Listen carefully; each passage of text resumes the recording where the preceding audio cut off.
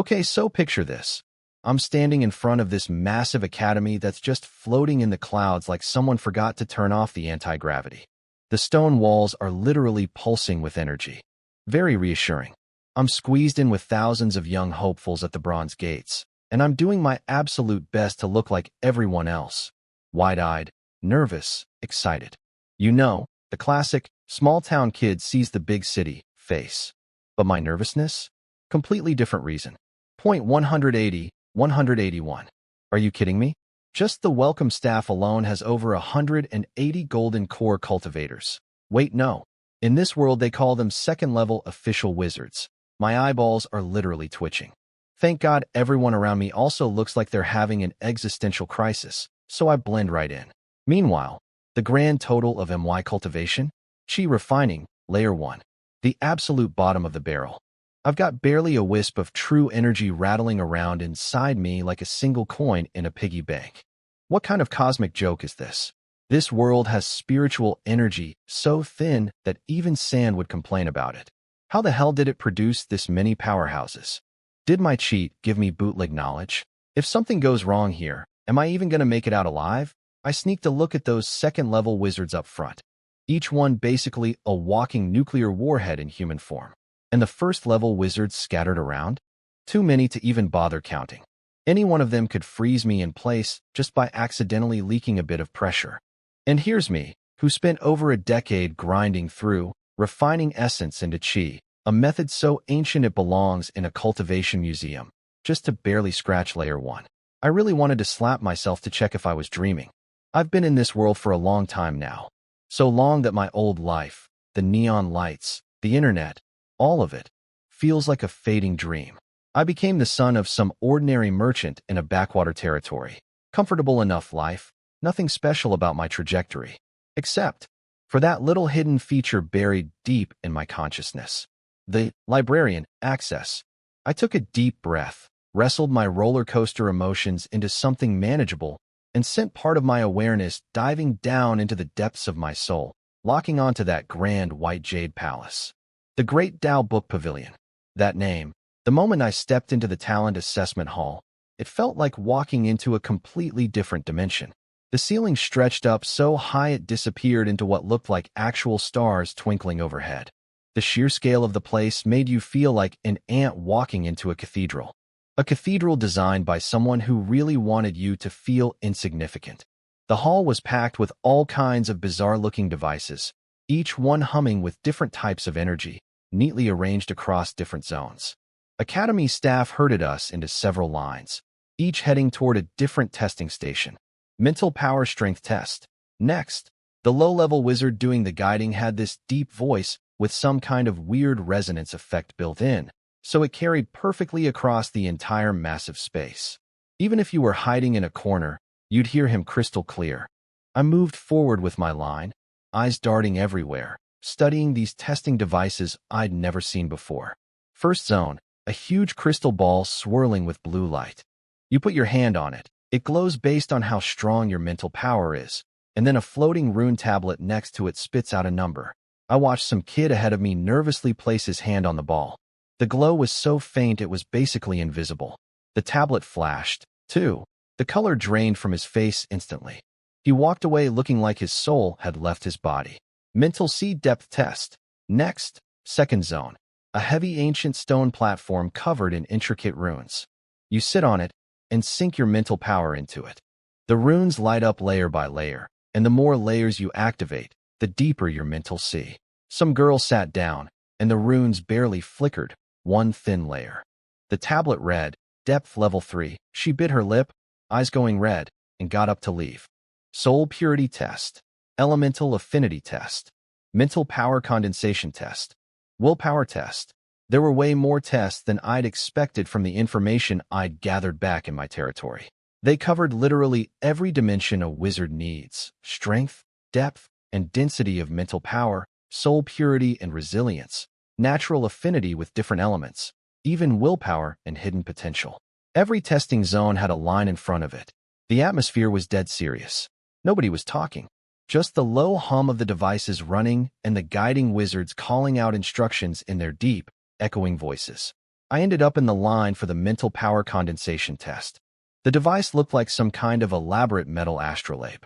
The person before me placed their hand on the center, and light started spreading outward across the disk. Most people's light looked scattered and messy, spreading slowly before stopping at a low mark on the scale. Next, Jieming. That cold, echoing voice hit me like, all apprentices who passed the talent assessment proceed to the central plaza immediately. Major selection is about to begin. That cold announcement kept looping through the hall like the world's most stressful alarm clock. I'd barely stepped off the testing platform, hadn't even had time to process what just happened, and already I was getting swept along by a tidal wave of bodies toward the exit on the other side. Everyone around me was radiating anxiety and confusion. We hadn't even finished digesting our test results, and they were already shoving us toward the next life-altering decision. Classic. The exit opened straight into the Academy's central plaza, and the moment I stepped out, holy crap. This plaza was absurdly enormous. Like a miniature city. The ground was made of some black shimmering material that stretched all the way to the horizon, reflecting light from above. But the real showstopper? Massive magical holograms floating in the air above the plaza. Wizards slaughtering monsters on interdimensional battlefields. Spells crashing down like meteors. Every attack accompanied by earth-shaking sound effects and eye-melting visual effects. Terrifying alien creatures, crumbling ancient ruins, gigantic magical constructs flying through starlit skies, all displayed in the most in-your-face, adrenaline-pumping way possible. And underneath the footage, giant glowing rune text flashing like neon billboards. Glory awaits. Unlimited wealth. Fast track to promotion. Join the combat department. Become a legend. I stared at it all and thought, this is literally a military recruitment ad. They're running propaganda in a school. Then a massive wizard projection materialized in midair. His expression was stone cold, his voice echoing across the plaza like it was coming from deep space, completely devoid of emotion. Welcome to Nolan Academy. The Academy will provide you with the finest supernatural knowledge, helping you ignite your spiritual fire and construct your truth ring. But power is not free. According to the principle of equivalent exchange, every apprentice must sign a contract with the Academy. Once you reach a certain level of strength or complete a set period of study, you will be sent through the Star Rail network to other planes to expand territory for the Federation and the Academy. His cold gaze swept over the sea of tiny humans below. Not a single inflection in his voice. Now, you must choose between two majors, the Combat Department, representing power and conquest, or the Logistics Department, representing creation and support. You have one day to make your choice. This is your only chance. Once selected, it cannot be changed. And then he just dissolved. Thanks for the warm welcome, buddy. Immediately, a massive magical barrier rose up in the center of the plaza, splitting the whole area in two like a giant dividing wall. Big signs floated above. Combat on one side, logistics on the other.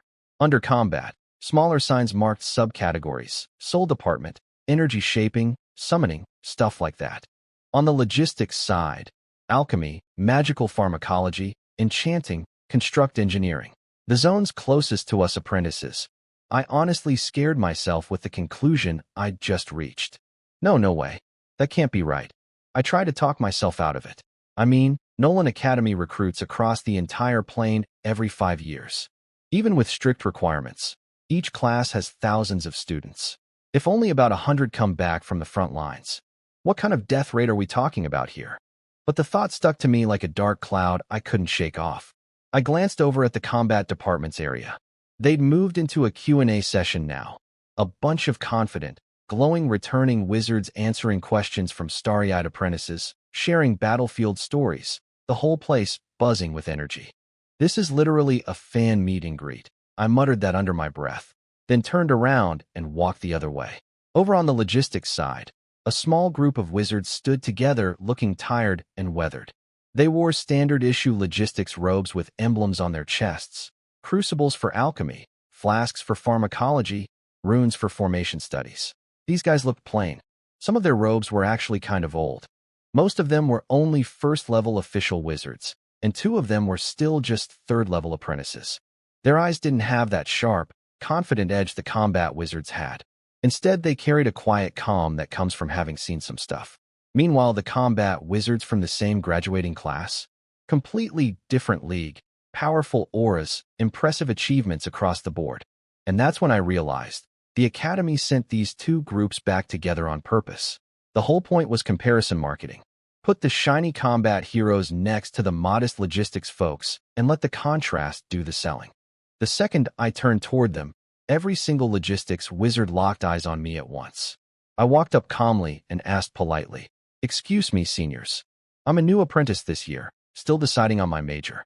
Would you mind if I asked a few questions?" They exchanged glances, and I caught a hint of amusement in their eyes. An alchemy wizard spoke first. "New kid? Asking about logistics, huh? What? You're not going to try your luck in combat?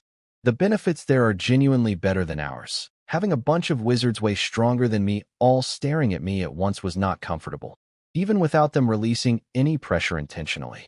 But years of grinding through cultivation had toughened up my willpower considerably. I shook my head sincerely. I'm not really interested in fighting and killing. And honestly, the battlefield scares me. Being scared of the battlefield is normal. You're a newbie after all. A pharmacology wizard chimed in. But logistics, how do I put this? Promotion is slower than combat, and you have to fight for resources yourself. What I want to know, another wizard cut in, eyeing me curiously, is why you think we'd answer your questions at all. Wizards follow the principle of equivalent exchange for knowledge. You don't exactly have anything to offer us, do you? Because I didn't say it out loud. I just turned my gaze toward the combat wizards on the other stage, still doing their big interactive show with the new apprentices.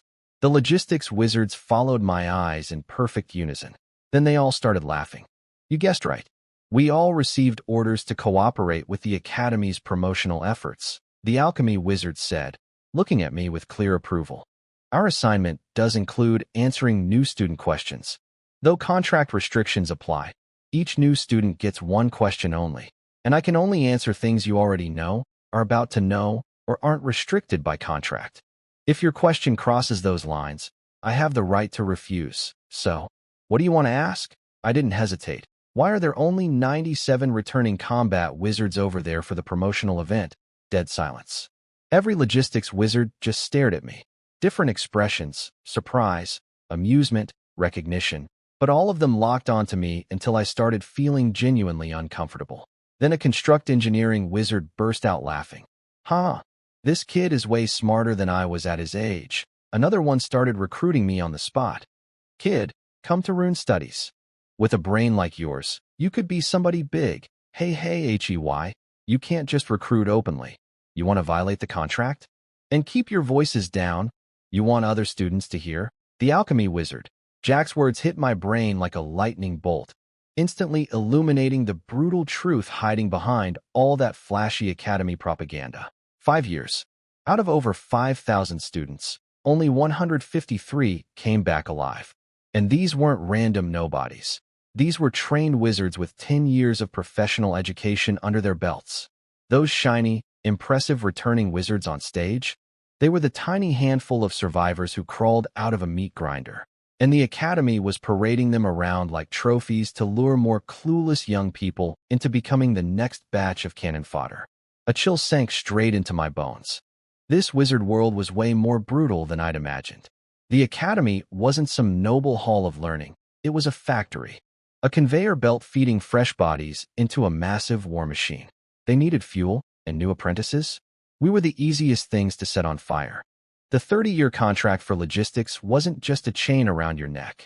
With death rates this high, that long contract actually meant the Academy expected logistics wizards to survive long enough to serve it out.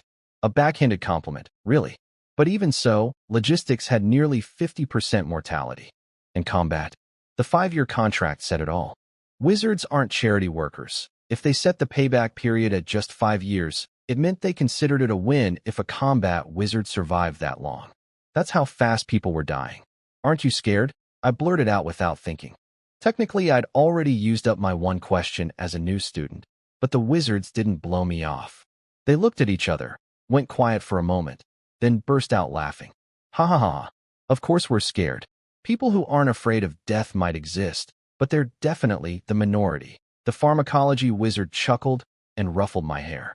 I must have looked confused, because Jack read my expression and smiled. Don't understand why we still do it. Yeah, we're scared of dying, sure. But there's something even more compelling pushing us forward. What?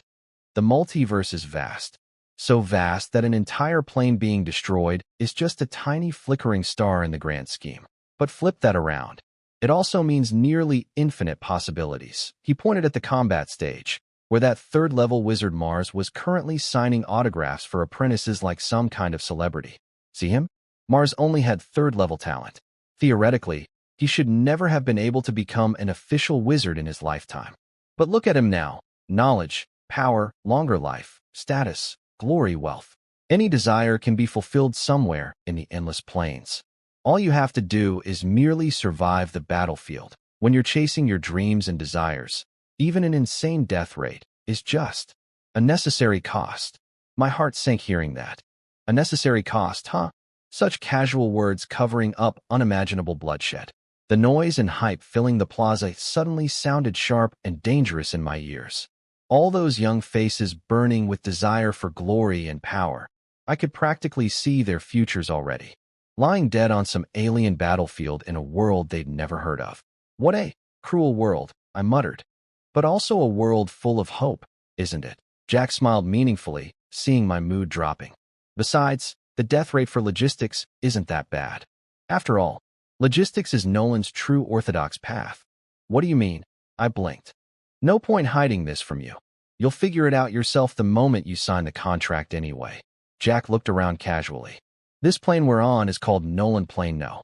13. The so-called Nolan Academy is really just a basic training ground that feeds fresh blood into a larger wizard organization. So when you sign your contract, you're not signing with the academy. You're signing with the organization behind it. And the name of that organization. Jack dragged it out dramatically. That is the Nolan Workshop. My eyelid twitched. That was a lot of information packed into a few sentences. Never mind the jaw-dropping fact that a single wizard organization had multiple planes serving as talent farms. Just the name alone was. I said goodbye to the wizards and turned to face the logistics department area stretching out in front of me. It was noticeably emptier than combat's side. I could feel it. The moment I turned around, all those logistics instructors who'd been acting like they couldn't care less suddenly had their eyes locked onto me like hawks. Obviously, that illusion barrier from earlier could fool regular apprentices, but to these instructors whose power levels I couldn't even begin to sense. Might as well have been made of tissue paper. I wasn't thrilled about any of this, but I was already on the pirate ship. Only option now was to keep sailing. I looked at the list of sub-disciplines in the logistics area, some names I recognized, some I didn't, and my scalp went numb. This feels exactly like being a fresh high school graduate trying to pick a college major. I grumbled internally while wandering through the logistics zones, forcing my brain into cold, rational mode. I don't want to be here, but since I'm stuck at this academy with no way out anytime soon, I need to strengthen myself while keeping my secrets hidden. Whatever's coming on those battlefields, I have to be ready. Ideally, I would have just scrapped my cultivation entirely and switched over to this world's wizard power system. That would solve my biggest problem, hiding what I really am. But I couldn't. The refining essence in a chi method might be ancient and nearly obsolete, but it had one critical feature. It bound your essence, chi, and spirit, the three treasures, together more and more tightly as you practiced. In simple terms, if any one of the three got stronger, it would drag the other two up with it, like a three-legged stool that automatically levels itself. Sounds great, right? And it is, until you try to destroy your cultivation. Because those three are so tightly linked, if I ripped out my cultivation, my body and soul would take catastrophic, nearly irreparable damage simultaneously. Forget becoming a wizard. I might not even survive the process. So I can't get rid of it. That means I have to disguise it as a local power instead. Maybe once I become an official wizard, I'll find another way. Okay, add that to the plan. Now I also need to think about my future development path. I started taking honest stock of myself. Compared to other wizards, what did I actually? I gave the contract scroll a quick once-over. Pretty much the same stuff as what was on the Alchemy promotional display, just with more detail. During the apprentice period, the Academy's Alchemy workshop would provide basic food and housing, systematic knowledge training, and a limited budget of experimental resources. In return, apprentices had to complete study assignments and workshop chores, earn credits, and use those credits to exchange for higher-level knowledge and materials. The obligation part. Once you hit first-level official wizard, or after 10 years of study, whichever came first, you owed the workshop 30 years of frontline service. During that time you follow orders, do whatever they tell you. Brewing potions, repairing equipment, participating in research projects, the works. And breaking the contract? Oh, the penalties were lovely. Not just massive fines and credits and resources, they damage your soul directly. Mild case, your mental power deteriorates. Severe case, your soul collapses entirely. A fate worse than death. Why not just kill the contract breaker, you ask? Well, because wizards themselves make excellent research material. When you're short on manpower, you don't throw away perfectly good lab rats. How heartwarming.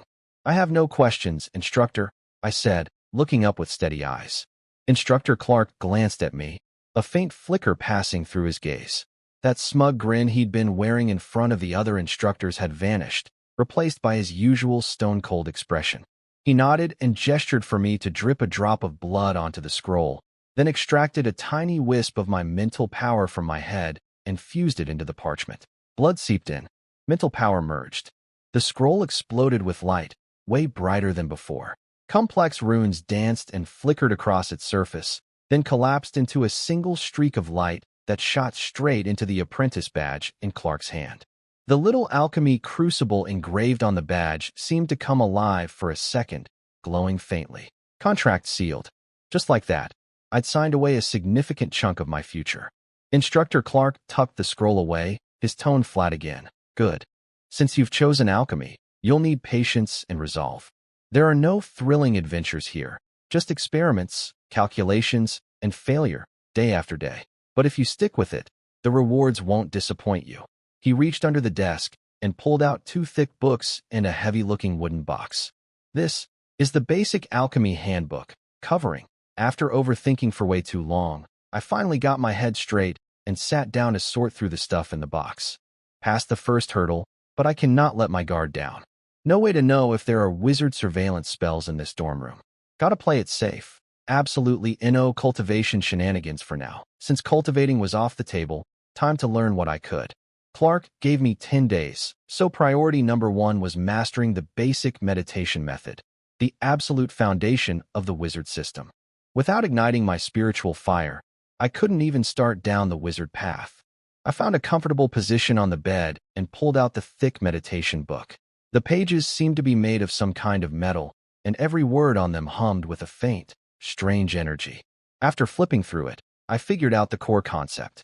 The whole thing revolved around visualization and engraving. You empty your mind, pull your mental power inward, then use that mental power to draw specific geometric patterns inside your mental sea. These patterns weren't random doodles. They were the result of countless years of research by ancient wizard scholars. Simplified versions of truth runes that perfectly aligned with this world's energy system. Successfully engraving them in your mental sea would attract free-floating energy particles from outside, nourish your mental power, and build your own spiritual circuits. That was the entry ticket to being a wizard. The first meditation pattern had 5 main components that combined into a rough, abstract, triangular pyramid shape. The book recommended beginners practice each component individually before trying to combine them. I closed my eyes and stuck the book under my head like a pillow. Normal newbies actually needed to do this. The book was thick not just because of content, but because it was packed with formation arrays designed to help beginners sink into their mental sea.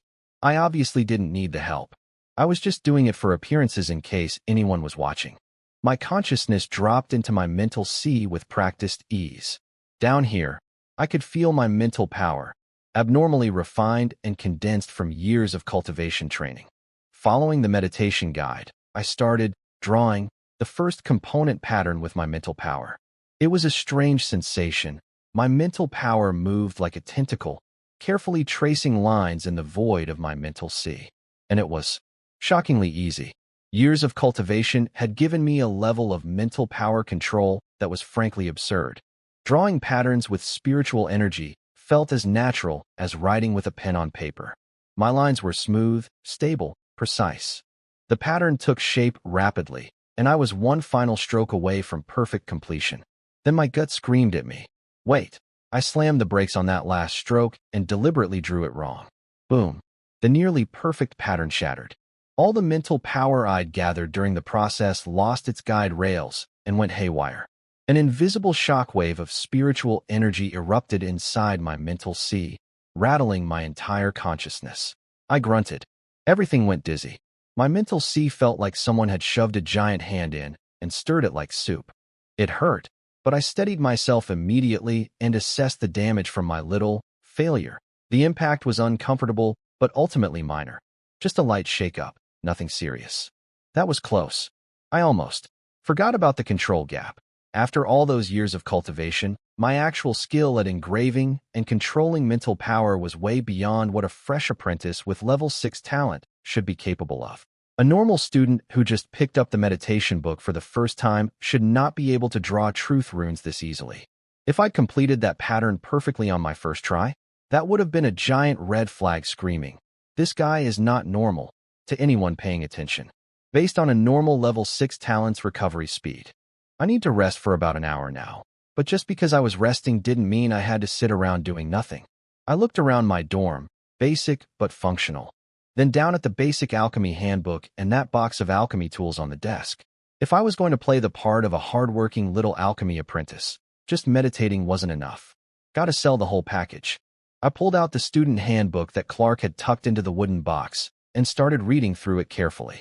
It covered the academy structure, class schedules, the credit system, public facilities, and various rules and regulations. Pretty standard orientation stuff. One thing jumped out though. Credits were everything here. They were the only currency for unlocking higher-level knowledge, rare materials, lab rentals, and even personal mentoring sessions with instructors. Lab rentals. That one got my brain spinning. I didn't know all the details yet, but I had a pretty solid grasp on one thing about this world. Wizards valued knowledge above everything. And they were incredibly stingy about it too. Made sense. In this world, knowledge literally becomes power. Which meant, labs should be surveillance-free zones, right? If wizards found out someone had secretly installed monitoring devices in a laboratory, a place where people work on their private research, the entire wizard community would lose their collective minds. The backlash would be nuclear. If I want a safe, private space to do my own thing, I need to get my hands on a personal lab.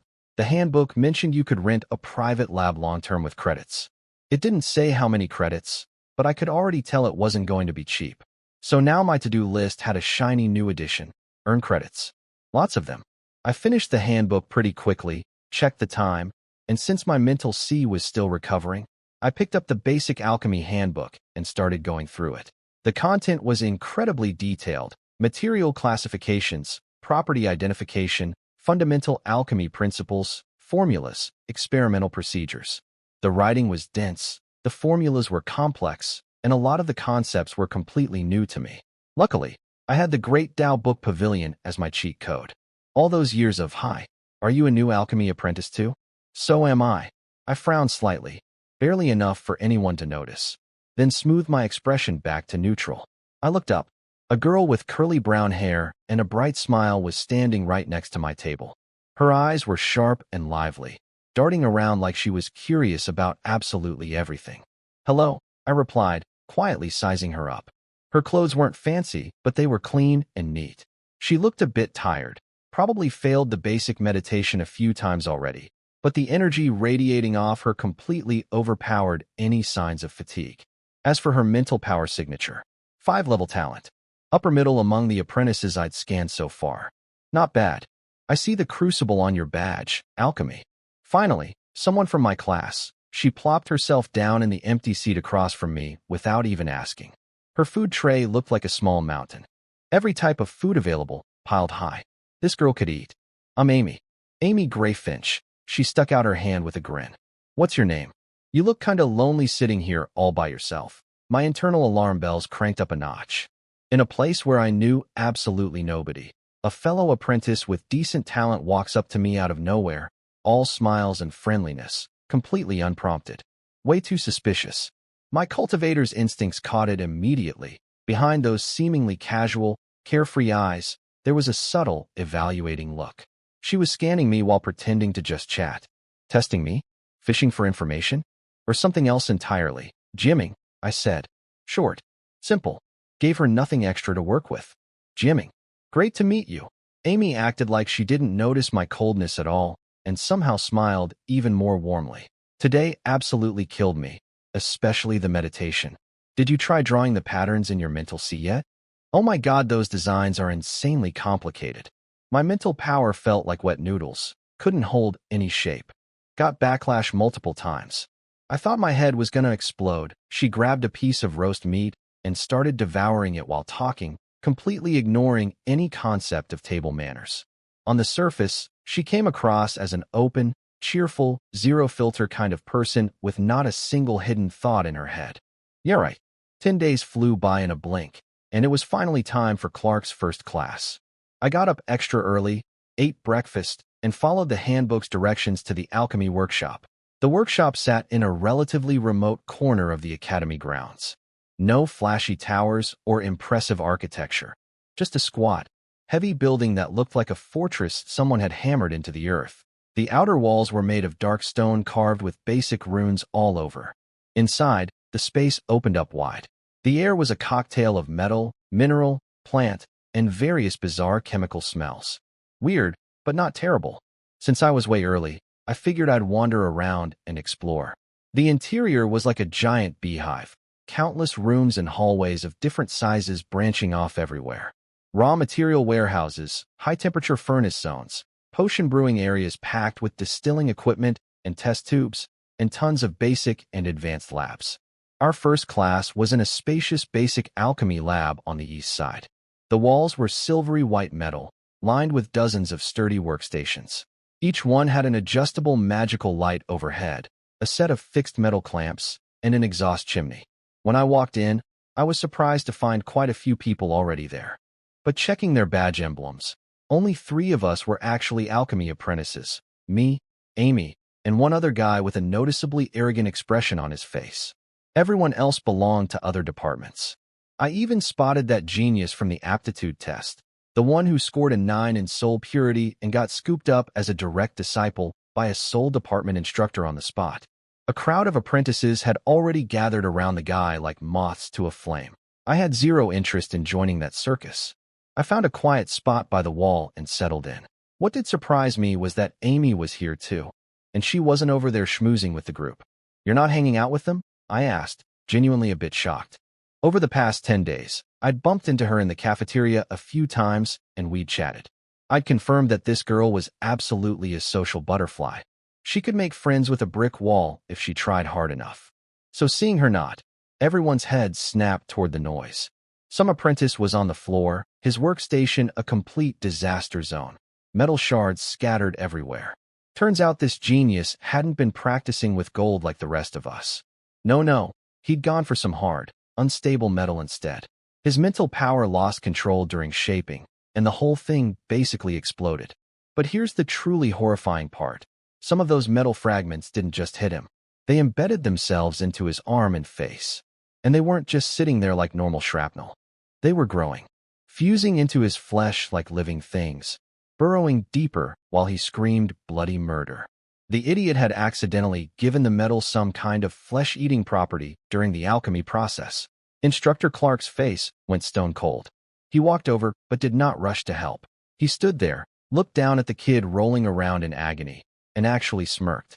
"Pathetic," he said, voice like ice. "How many times did I say follow safety protocols? No unknown or unstable materials during basic practice. No attempting dangerous alchemy processes without permission." He swept his gaze across the rest of us. Every face in the room had gone white. Every year there's one of these fools. A little cleverness, a little courage, and they think they can skip straight to the top. This is what happens when your shape control isn't up to standard. Sloppy mental power plus wrong energy guidance equals a monster that hurts everyone, starting with you. Then he turned back to the screaming kid. "Damage to the lab plus medical fees, 15 credits deducted. Pay it back within a month, or there are plenty of wizards looking for new test subjects." Without even moving a finger visibly, two bumps appeared on the silver-white metal wall. Two blobs of liquid metal dropped to the floor, twisted and morphed, and became humanoid puppet golems.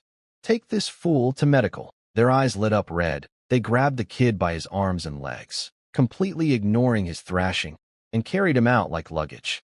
Whenever the metal fragments in his body accidentally touched the golem's surface, they'd snap off, and blood would pour from the broken ends.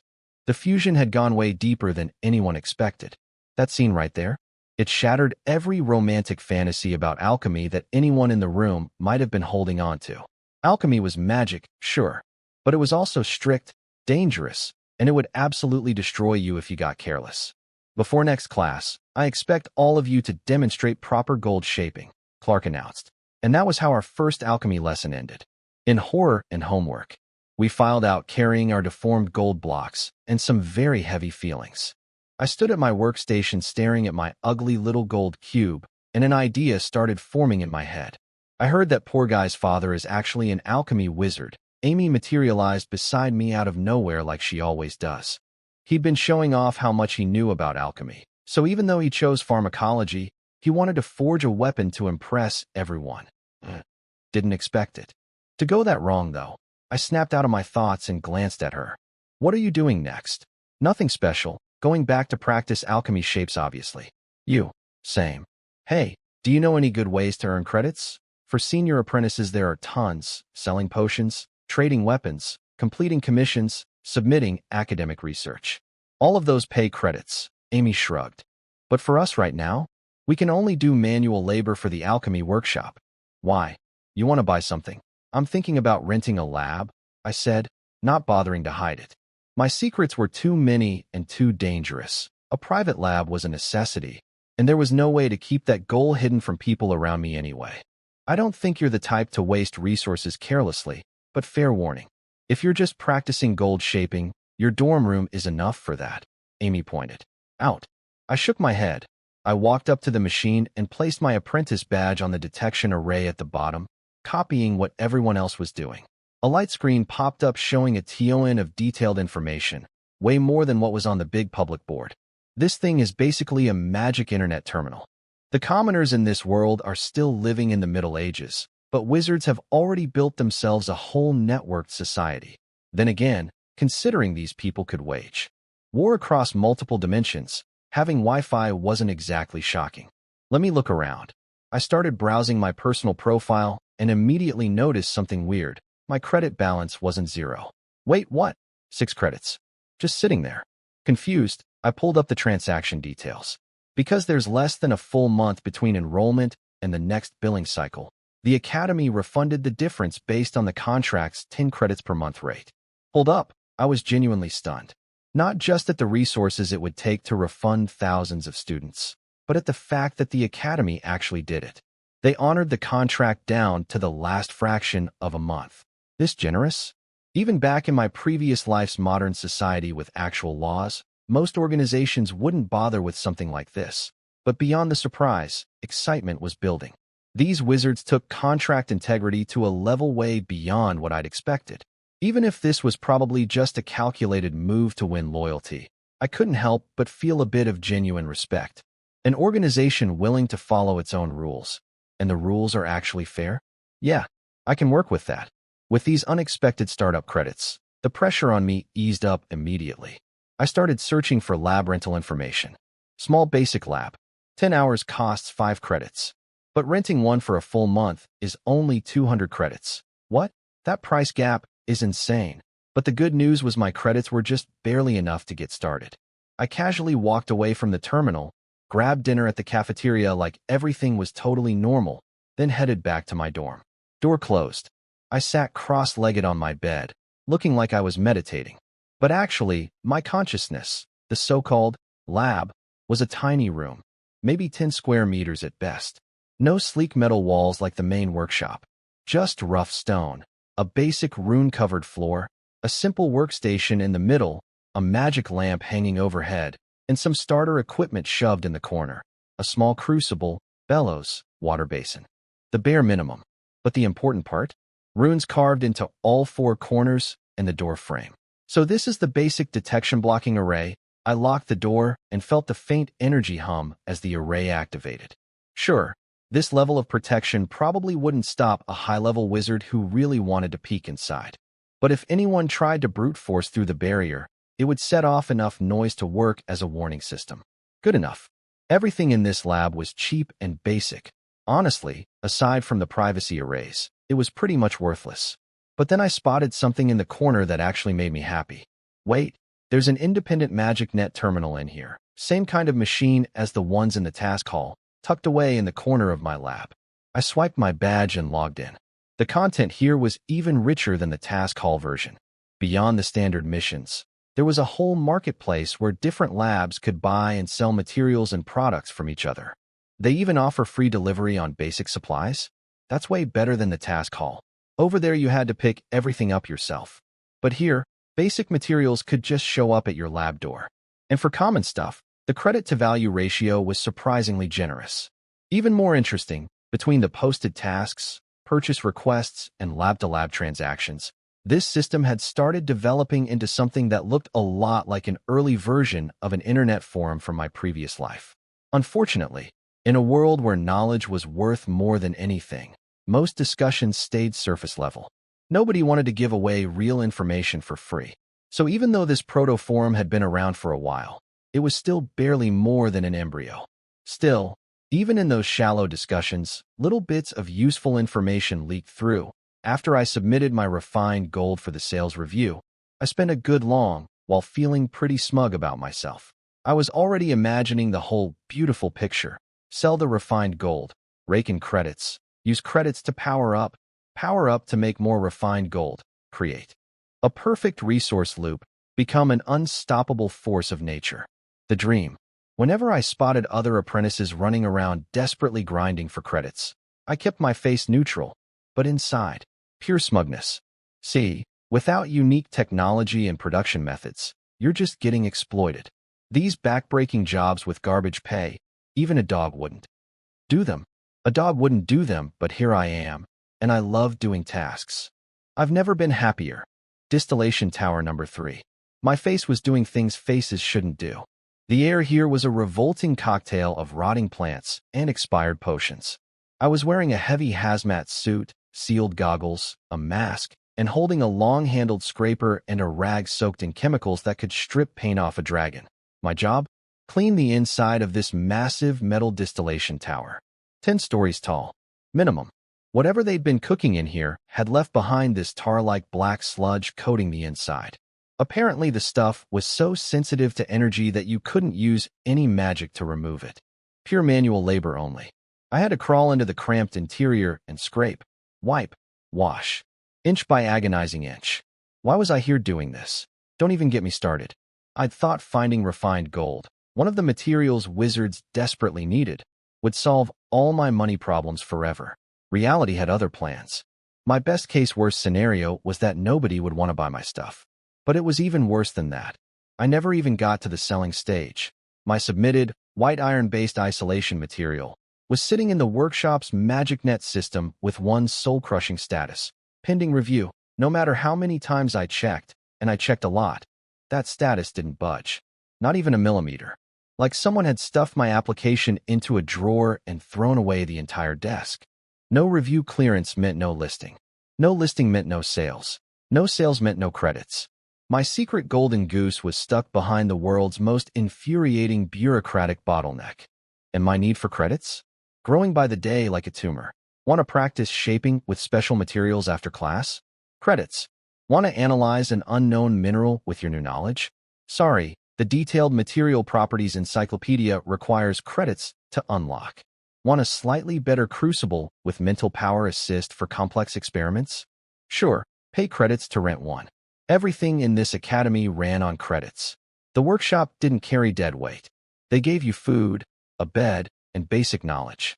Everything beyond that. You worked for it. What kind of bureaucratic hellhole is this? I cursed internally, but still put on the hazmat suit like a good little worker bee. The work was mind-numbing. The suit blocked most of the smell, but made every movement slow and clunky. The temperature inside the tower was brutal. Even with MY body conditioning, it was miserable. Sweat pooled inside my suit. The scraper shrieked against metal, echoing endlessly. "This is killing me." The apprentice next to me groaned, his suit caked in grime. I nodded in agreement. On the outside, I looked like I'd been beaten into silence by the sheer grind of manual labor. But inside, my mental power was working overtime. I was scanning the distillation tower's internal structure, the complex pipe connections, the energy transmission rune engravings, the way different metals were joined together. This was a living, breathing textbook. Every detail I picked up got fed straight to the great Tao Book Pavilion for cross-referencing and comparison analysis. This energy interface design, it's weirdly similar to basic artifact refining techniques in the pavilion's records. There's even some spatial folding principles involved. But the core is still rune-based energy conduction. I need to memorize this stuff. Gotta start studying rune studies on the side ASAP. So yeah, while everyone saw a miserable apprentice scraping tar, I was secretly absorbing wizard world engineering knowledge and integrating it into my cultivation framework. Multitasking at its finest. By the time I got back to my dorm that evening, I collapsed onto my bed, mentally exhausted, but physically, not that bad actually. My true energy had even gotten more condensed from the exertion, and then I felt it. The energy inside me was building up like a pressure cooker.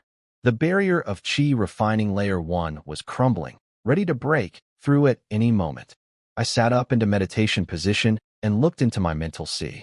In that seemingly endless ocean, 3 gorgeous, complex patterns glowed at 3 points around the edges, continuously pulling elemental energy from outside into my body. In just over a month, I'd inscribed 3 truth runes representing alchemy's core concepts: transformation, fusion, and refinement. My meditation progress had reached the peak of a first-level apprentice. My mental sea had more than doubled in size since enrollment. Mental power was dense and active. One more truth rune, just one, and I'd officially become a second-level apprentice. But my natural talent reserves were now completely spent. From here on, I could only accumulate mental power the slow way, absorbing elemental energy through meditation. This was where the real geniuses had it easy. If even MY level 6 talent carried me effortlessly to peak first-level apprentice, those monsters with level 8 or 9 talent probably didn't hit empty until second level. Mental power accumulation was a slow game, so that wasn't my immediate worry. The real problem? My cultivation was about to break through too. It had only been 2 months since I'd been stuck at Qi refining layer 1, and already the barrier to the next layer was paper thin. The energy inside me was screaming to burst out, like a bomb with a fraying fuse. This was not good timing. The most unique thing about the refining essence in a Qi system was that it treated essence, Qi, and spirit as one unified whole. My mental power, that's the spirit part, had been skyrocketing thanks to wizard meditation. And because of that tight connection, it was dragging my body conditioning, essence, and my true energy, Qi, up along with it.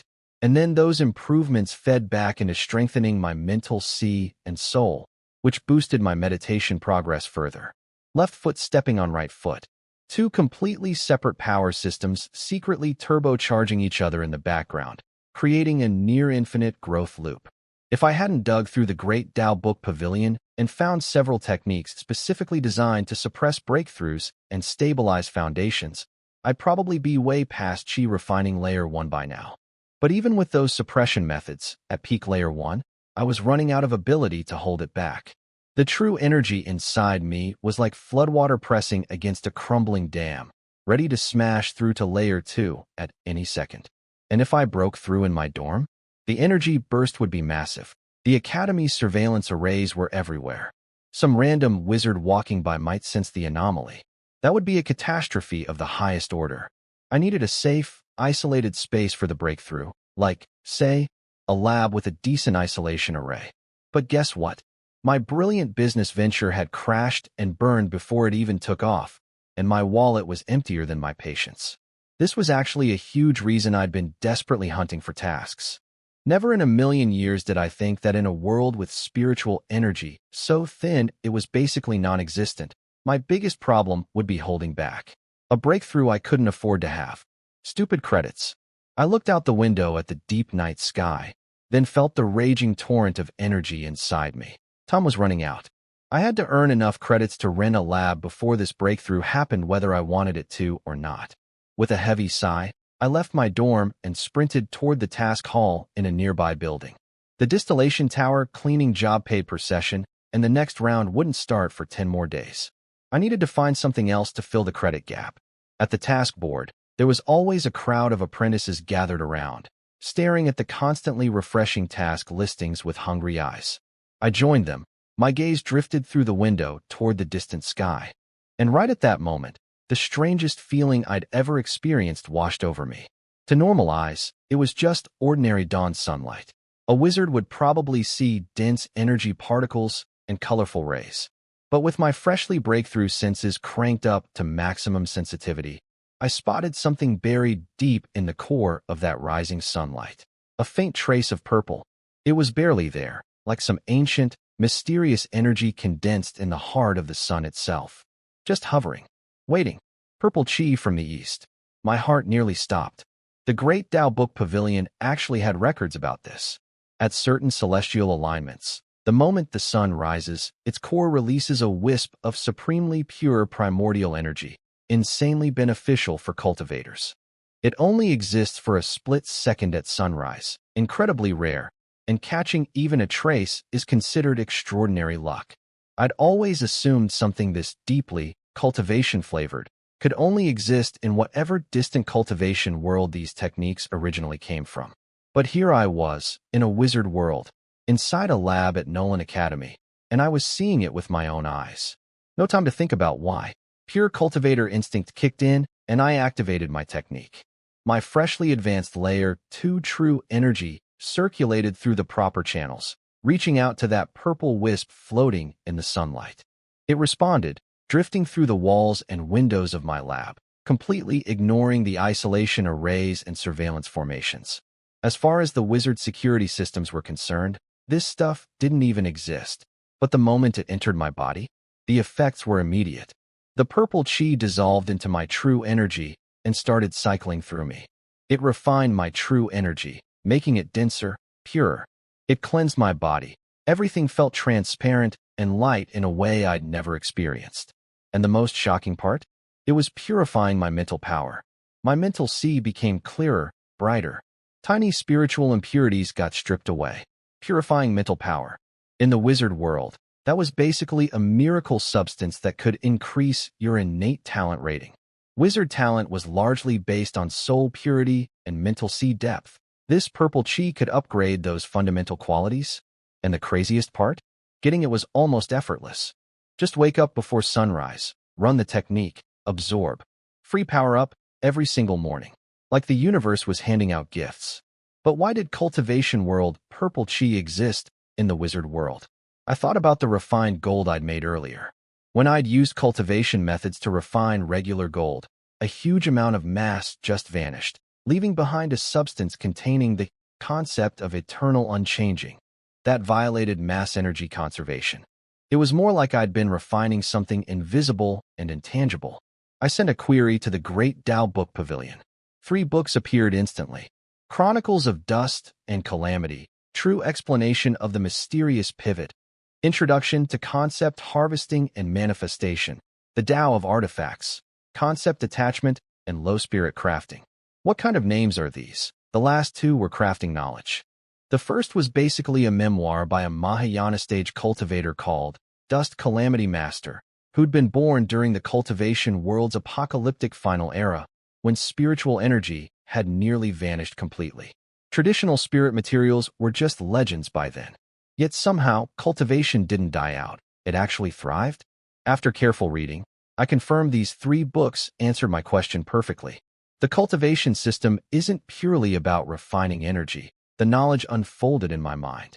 According to this memoir, in the later stages of cultivation history, as resources dried up and understanding of the universe deepened, the raw materials used for cultivation and crafting gradually shifted from physical spirit materials to abstract concepts. When I refined gold into refined gold, I wasn't compressing physical mass. I was using true energy and spiritual awareness to strip away every concept related to mundane and change, then condensing the concept of eternal unchanging onto a tiny portion of matter. The lost mass was actually the discarded mundane concepts dissipating. Purple chi from the east works the same way. It's not energy. It's not gas. It's the manifestation of a grand concept. Dawn, hope, rebirth, that permeates the universe at that precise moment when the sun is about to rise, when yin and yang shift, when the old gives way to the new. What cultivators absorb is that concept itself, using it to cleanse and refine themselves. Over billions of years of development, cultivation techniques evolved methods to make these abstract concepts perceptible, which is why I see purple light, and absorbable through true energy guidance. I closed all 3 books. My mind was a thunderstorm. This revelation demolished everything I thought I knew about both cultivation and the wizard world. Cultivation was already playing with concept refinement at the chi refining stage, and because concepts exist everywhere, I could manifest purple chi from the east, even in a wizard world. My brain was running at full speed. Infinite new possibilities were exploding in my head. If this was true, I would never be limited by raw materials. Through concept extraction, not just gold, even ordinary air and dirt could be refined into supermaterials beyond anyone's wildest imagination. The things I could do in the future would exceed everyone's expectations.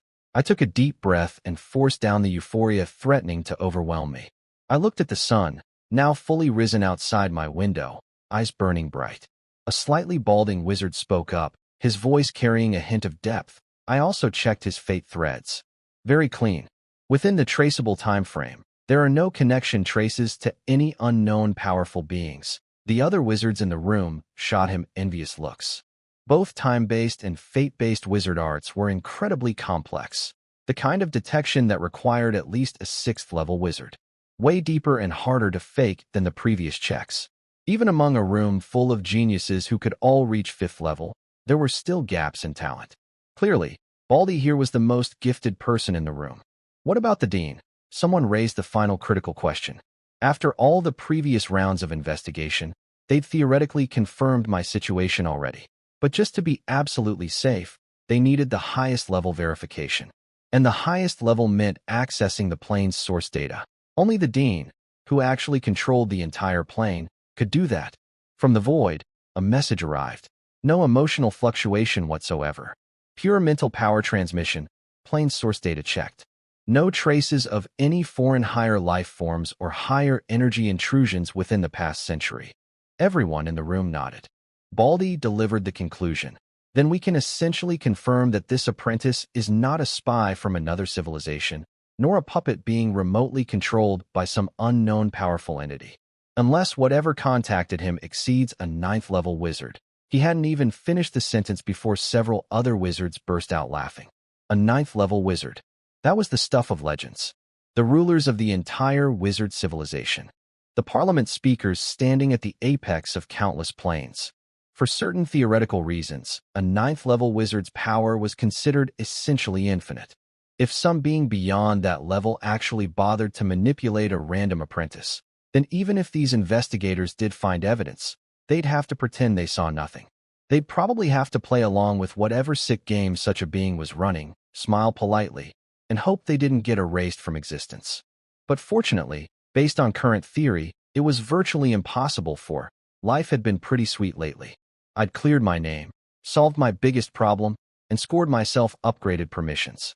According to Instructor Clark, the 2nd-level cultivation agreement didn't come with actual credits or material rewards, but it greased every wheel imaginable. Applications that would have taken forever now got greenlit instantly. My lab permit came through fast. I'd originally planned to rent a basic low-level lab long-term, but when I discovered the permit came with rental discounts, I went straight for a mid-level lab. Compared to the basic ones, the mid-level lab was bigger, had better protection arrays, more complete equipment, and, here's the kicker, it came with rest rooms and free food delivery straight from the cafeteria. Meaning if I wanted to, I could literally live in my lab. And apparently tons of wizards did exactly that. Research projects run 2 to 3 months minimum, sometimes years. Most official wizards basically ate and slept in their labs except for the occasional social obligation. For someone who needed to face the sunrise every morning to absorb purple chi, this setup was perfect. Why not go for a high-level lab? Because those things cost a fortune.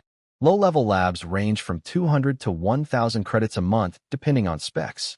Mid-level jumped straight to 2,000 minimum. And high-level? 20,000 a month.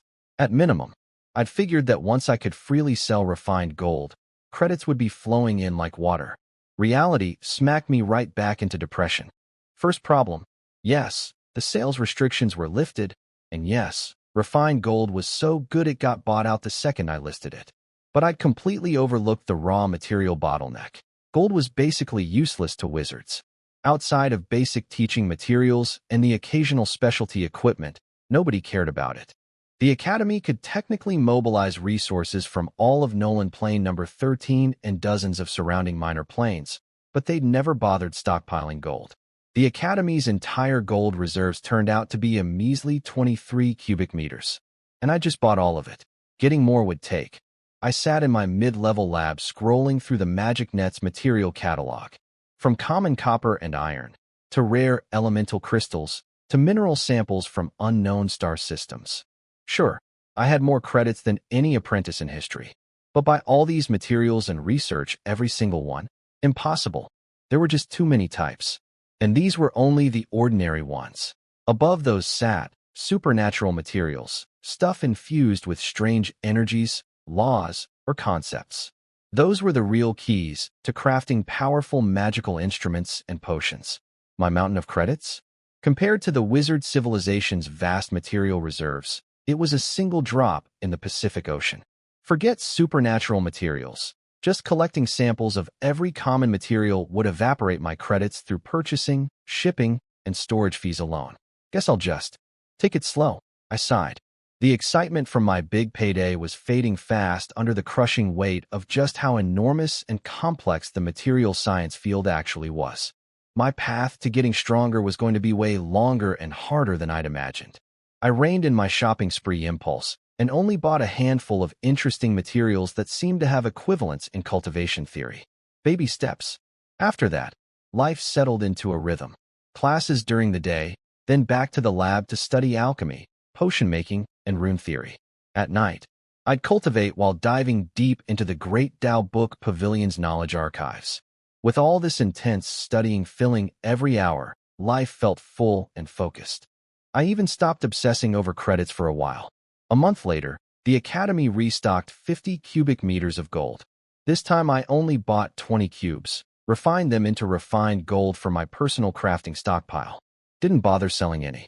My leftover credits from last time were more than enough for now. Then one day after basic alchemy class, as I was heading back to my lab like usual, Instructor Clark stopped me. Which was unusual. Apprentice Jieming, stone face. Zero expression. Classic Clark. Instructor? Something wrong? My gut clenched out of habit. He didn't seem to notice my tension. Just asked in that emotionless monotone, "What research have you been doing lately?" Is this you showing concern? I blinked at him, trying to read literally anything from that poker face. Nothing. As always. I decided to be partially honest. I've been trying to familiarize myself with the properties of various materials. Clark gave me a look I couldn't quite interpret. Then, without elaboration, "Go check the task board on the Magic Net when you get back." And he just walked away, leaving me standing there completely confused. Was that approval? Was that his pleased face? Honestly impossible to tell with this man. Sometimes I envied his permanent poker face. At least nobody could ever read his thoughts. I said a quick hello to a surprised Amy, then headed straight to my lab and pulled up the Magic Net terminal. Scrolled to the bulletin board. Same old low-level tasks as always.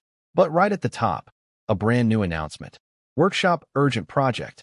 Underground Storage Room Materials Sorting Initiative. Description. Wizard civilization has conquered countless planes, and the underground storage has accumulated massive quantities of unprocessed materials from past eras and foreign planes. These samples are diverse and complex. Volunteers needed for cataloging, cleaning, and basic property analysis. Duration, long-term, credit reward, medium. Special note, participants will have the opportunity to handle large quantities of unclassified rare material samples. An excellent chance to expand your materials knowledge. My eyes practically glowed. This was exactly what I needed. Legal access to a massive variety of materials with a chance to do preliminary research on them. And the fact that this task had been sitting there with 0 takers? If there wasn't something fishy going on, I'd eat this entire desk. This was like falling asleep and having someone hand-deliver a pillow, a top-grade goose-down pillow. Privilege was truly disgusting. What's that? The privilege is for me? Oh, never mind then. Privilege is great. Without a shred of hesitation, I clicked Apply and submitted my apprentice ID. Submission successful. I looked back at the bulletin board to reread the details. The announcement was gone. Vanished. Like it never existed. I stared at the empty board for a moment. Then it clicked. Wow. Not even pretending anymore. Huh. So that's what Clark's weird look meant. Sitting in my chair, staring at the now-blank bulletin board, I felt a wave of genuine gratitude wash over me. Now I truly understood what the second-level cultivation agreement meant. It wasn't just better credits and permissions. It was senior wizards quietly feeding me information and opportunities behind the scenes. This agreement had opened doors that regular apprentices didn't even know existed. Meanwhile, what I didn't know was that Clark was sitting in his own lab, watching his terminal confirm the task had been claimed, nodding with satisfaction before using his authority to close the listing. In a world where knowledge was power, nobody dared monitor a wizard's lab. That was a grudge worse than killing someone's entire family. But figuring out what someone was up to didn't always require surveillance. Sometimes, a person's recent purchase history told you everything you needed to know. I prepared myself for the talisman to fail completely. But this? What the heck was happening? Based on what I felt, the talisman did activate successfully. So why did it only produce this pathetic little flicker of flame? I tried a few more times and quickly figured out the pattern. The fire size was directly tied to how much true energy I pumped in. More energy, bigger flame. When I shoved most of my layer 3 true energy into it, the flame finally matched what the cultivation text described, which made it completely useless. If the talisman's power depended on how much of my own energy I fed it, I might as well just cast the spell by hand. At least that way I'd have more flexibility and wouldn't need to pre-make anything. Even worse, casting the same spell directly used less energy than running it through the talisman, because the talisman wasted extra power trying to activate parts of its program. That couldn't function. Here, this was nothing like what the text said about only needing a wisp of spiritual energy to activate. After more testing, I compiled my findings and consulted the Great Tao Book Pavilion. Half a month of intensive reading later, combining the pavilion's books with advanced alchemy knowledge, I finally understood the fundamental difference between cultivation talismans and wizard world magical tools. A talisman isn't just energy storage. It's more like a precise launcher or program. I held up one of my golden talismans, studying the patterns carefully. The symbols on a talisman are basically index commands for calling upon environmental spiritual energy. During activation, the talisman uses a tiny bit of the user's energy as a key, then runs the symbols as a program to gather and ignite massive amounts of ambient spiritual energy from the surroundings. That's what produces the powerful spell. In a cultivation world swimming in spiritual energy, one tiny wisp is enough to trigger the talisman, which then pulls from the endless environmental supply to unleash devastating power. But in the wizard world, no spiritual energy in the environment. The talisman's program can't run properly. The tiny flame I got was just my own injected energy being briefly amplified through the talisman structure, not the talisman working as designed. Then I pulled out a wizard-made scroll. Animal hide, similar function, inject a bit of mental power, and it shoots out a fire spell. Cheap at just 10 credits, though most people preferred the 100-credit reusable wand version. I activated the scroll at a training target. It disintegrated into ash and launched a fireball. During the whole process, the surrounding elemental energy didn't change at all. Wizard tools work on a completely different principle. They store a complete spell, including all the energy needed to cast it, inside the item beforehand. The wizard just injects a tiny bit of mental power as a switch, and the preloaded spell fires at a fixed power level. Advantage: works anywhere, anytime, regardless of environment. Just recharge after use. Disadvantage: power is fixed based on whoever made it, not whoever uses it. Zero flexibility. If it's loaded with a fireball, you get a fireball. No adjustments. After laying out both systems side by side, my eyes suddenly lit up. I'd found it. The connection point to combine the best of both worlds. Cultivation talismans excelled at low activation cost and environmental energy harvesting. Wizard tools excelled at stability and guaranteed output in any environment. The wizard world's environmental energy wasn't spiritual energy, it was elemental energy. And it was everywhere. What if I used talisman design principles? But instead of trying to call on non-existent spiritual energy, I built the wizard spell model and instructions for calling on elemental energy directly into the device. That way, as long as the tool wasn't physically destroyed, the surrounding elemental energy, after years of gradual upgrades, my training room was completely unrecognizable from the basic setup I'd started with. The interior space had been expanded to more than double its original size. The walls and floor were made of special energy-absorbing material that dissipated any magical discharge. No experiments leaking outside. The old basic target in the center had been replaced with standardized testing targets and environmental simulation devices. The walls had energy emitters for defense testing, and there were 3D obstacles for speed and agility drills. There were even controllable elemental energy release points in the corners that could simulate different environmental element concentrations. I picked up the attack-type Sigil instrument prototype first. Alright, activation test. The thing looked like a palm-sized metal disc, its surface covered in intricate sigil patterns that shimmered with faint light. I placed it on my palm and fed in a wisp of mental power, so tiny it was almost undetectable. Instant activation. The sigil patterns lit up with a soft red glow.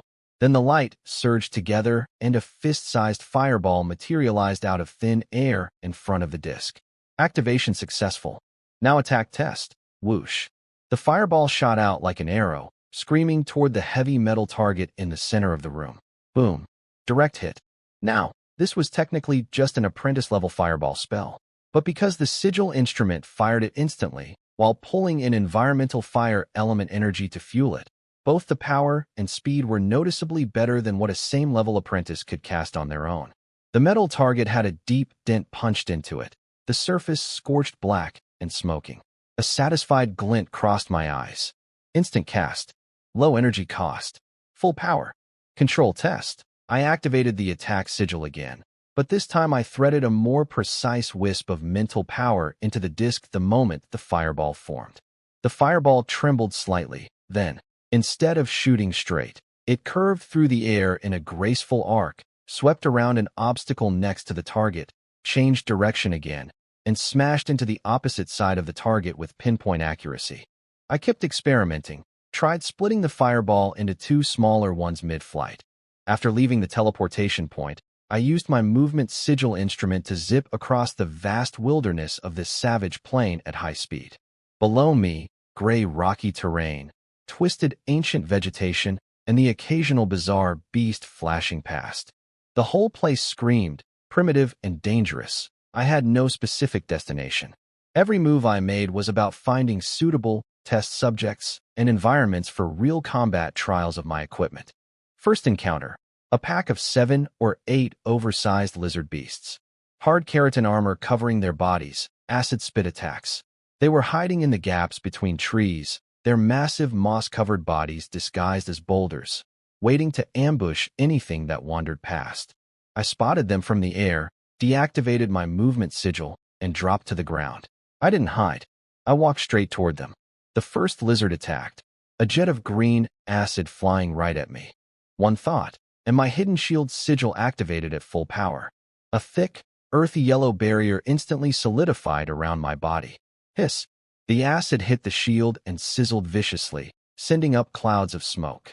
But the shield surface? Not a scratch. The acid just slid right off and dripped onto the ground. No real damage to the shield. No energy enhancement at all, just pure corrosive liquid, more acid incoming. I immediately switched to the wind element shield. An invisible membrane of wind started flowing across my body. When the acid hit this time, a clever redirecting force guided it around both sides of me, sending it harmlessly into empty space. Even the toxic fumes rising from the corroded ground got swept away by the wind currents. Against low-impact kinetic attacks like this, the wind shield's deflection works even better than expected. And it's amazing against gas-type threats too. The lizards realized spitting wasn't working, so they all charged out of hiding to go for the bite. I waited for the right moment and triggered my attack sigil instrument. FWIP. FWIP. FWIP. FWIP. 4 fireballs condensed and launched from my fingertips in under 1 second, screaming toward the charging lizards at terrifying speed. I kept pushing deeper along the red ore-covered wasteland, still focused on hunting for rare and unique material samples. The native tribes I'd encountered earlier? Not really on my radar anymore. But while I was happily on my treasure hunt, the battlefields across the gray rock plain were turning ugly. Quick, there's a high-value point token over there. Some excited young apprentice pointed at a golden glow flickering on a dead tree. A 7-person squad crept toward it carefully. By now, all the easy, unguarded point tokens had been scooped up. The remaining ones had been deliberately placed near dangerous magical beasts. Higher value, higher risk, bigger rewards. With stakes going up, solo apprentices had started forming teams, and existing teams kept recruiting more members. These 7 were all considered talented, mini geniuses, back at the academy. After a few days working together, their coordination was getting pretty solid. But the attack didn't come from a magical beast. Whoosh, whoosh, whoosh. Dozens of arrows coated in glowing poison sliced through the air from every direction, screaming toward them. These weren't normal metal arrows. They were made of bone, radiating faint but visible energy. Scatter! Ambush! The squad leader roared, throwing up an energy shield. Too slow. Several apprentices took hits from the poison arrows. Their bodies locked up instantly, faces turning blue-green, bizarre totem patterns crawling across their skin. Damn it. It's the natives. From behind bushes and between rock crevices, dozens of armored native warriors burst out wielding metal spears. Their bodies swelled visibly, muscles bulging, moving at shocking speed. Their eyes burned with the fury of revenge. Attack! The apprentices reacted fast. Fireballs, ice spikes, everything they had. But the natives didn't stand and fight. They moved like a wolf pack, sprint in, throw spears, scatter immediately, using the complex terrain to circle and harass. Captain, my teleportation rune won't work. One poisoned apprentice screamed in panic, his rune flickering and dying. My flight spell won't activate either. They have anti-air capabilities. Panic erupted instantly. Without their trump cards to fall back on, the gray rock plain, what used to be a mysterious primitive wilderness, had turned into a brutal hunting ground. And the hunters? Not the academy apprentices. The native coalition was showing a level of organization and intelligence that absolutely nobody had expected. These weren't just scattered tribespeople, they were trained predators. Every trap, every ambush, surgically targeted the apprentices' weaknesses. Damn it. It's the natives again. Anyone got recovery potions left? My mental power is almost gone. Why won't the escape ring work? There's no way out. Desperate screams like these were echoing across every corner of the gray rock plain. As trap after trap sprung successfully, apprentices quickly found themselves on the wrong end of a hunt. The native warriors hiding in the undergrowth wore beast skin camouflage, carried poison-tipped bone spears and bows, and moved as silently as vipers. They knew this terrain like the back of their hands. They'd bait apprentices with point tokens or rare materials, wait for guards to drop, then strike.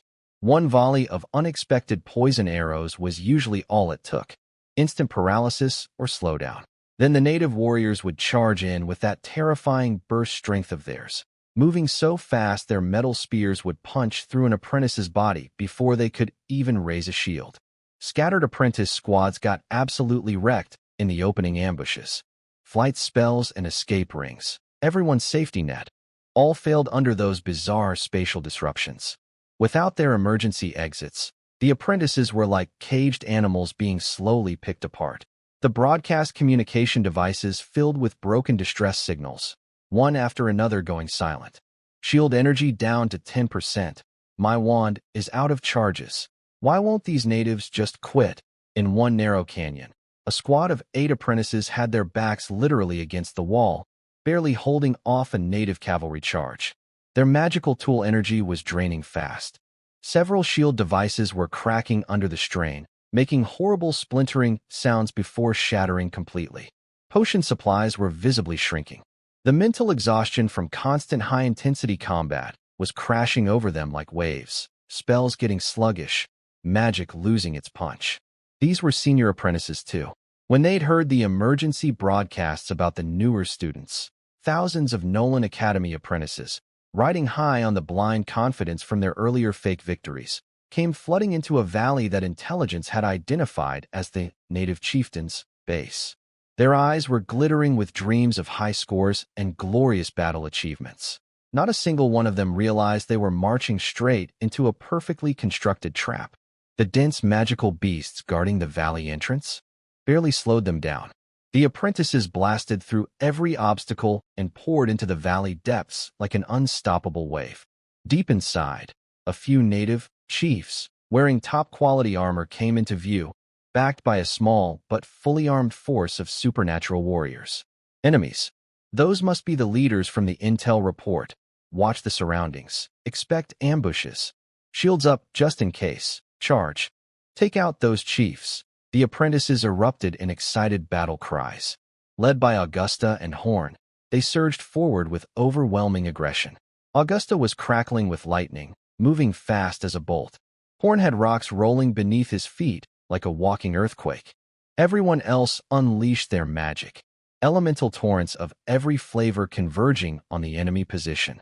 But the instant the two sides were about to collide, everything changed. Rustle, rustle, rustle. The hillsides around the valley, dead silent just moments ago, suddenly came alive with countless dark figures. A suffocating number of native warriors, wearing beast hides and woven grass, clutching longbows and throwing spears. They'd hidden themselves perfectly, using animal skins and vegetation for camouflage, with shamans and priests suppressing their life signatures. The apprentices' sloppy scouting had never stood a chance. Fire, one deep command, laced with ancient shamanic chanting, and tens of thousands of native warriors on the slopes drew their bows simultaneously. Arrows fell like rain, a sky-blackening, suffocating downpour of arrows descending on the apprentices trapped in the valley below. And these weren't ordinary arrows. The natives had bet everything on this one battle. Every single arrow was enhanced with shamanic and priestly spells and supernatural power. The arrowheads themselves were forged from special minerals and biological materials. Boom, boom, boom, boom. 12 fireballs screamed down from the sky, trailing long tails of flame, slamming into the dense native formation below. Before they even hit, my mind had already shifted to the next set of sigil instruments. Hum, hum, hum. Another 12 fireballs. A split second later, the third set activated. Hum, hum, hum. Another 12 fireballs. With my current mental power and insane processing capacity, while still maintaining all my defensive shields and flight sigils, I could simultaneously activate 3 fireball-type sigil instruments at once. Each one could fire 4 fireballs per cycle at maximum output. I divided my remaining 9 attack sigils into 3 groups, rotating them in sequence, which meant, theoretically, I was raining down 36 fireballs per second in a nonstop bombardment. The millisecond precise switching between groups was an absolute nightmare of mental strain. But my spiritual power was so far beyond any normal apprentices that I brute forced my way through maintaining this hellish output rhythm. This was firepower that ordinary apprentice wizards couldn't even dream of.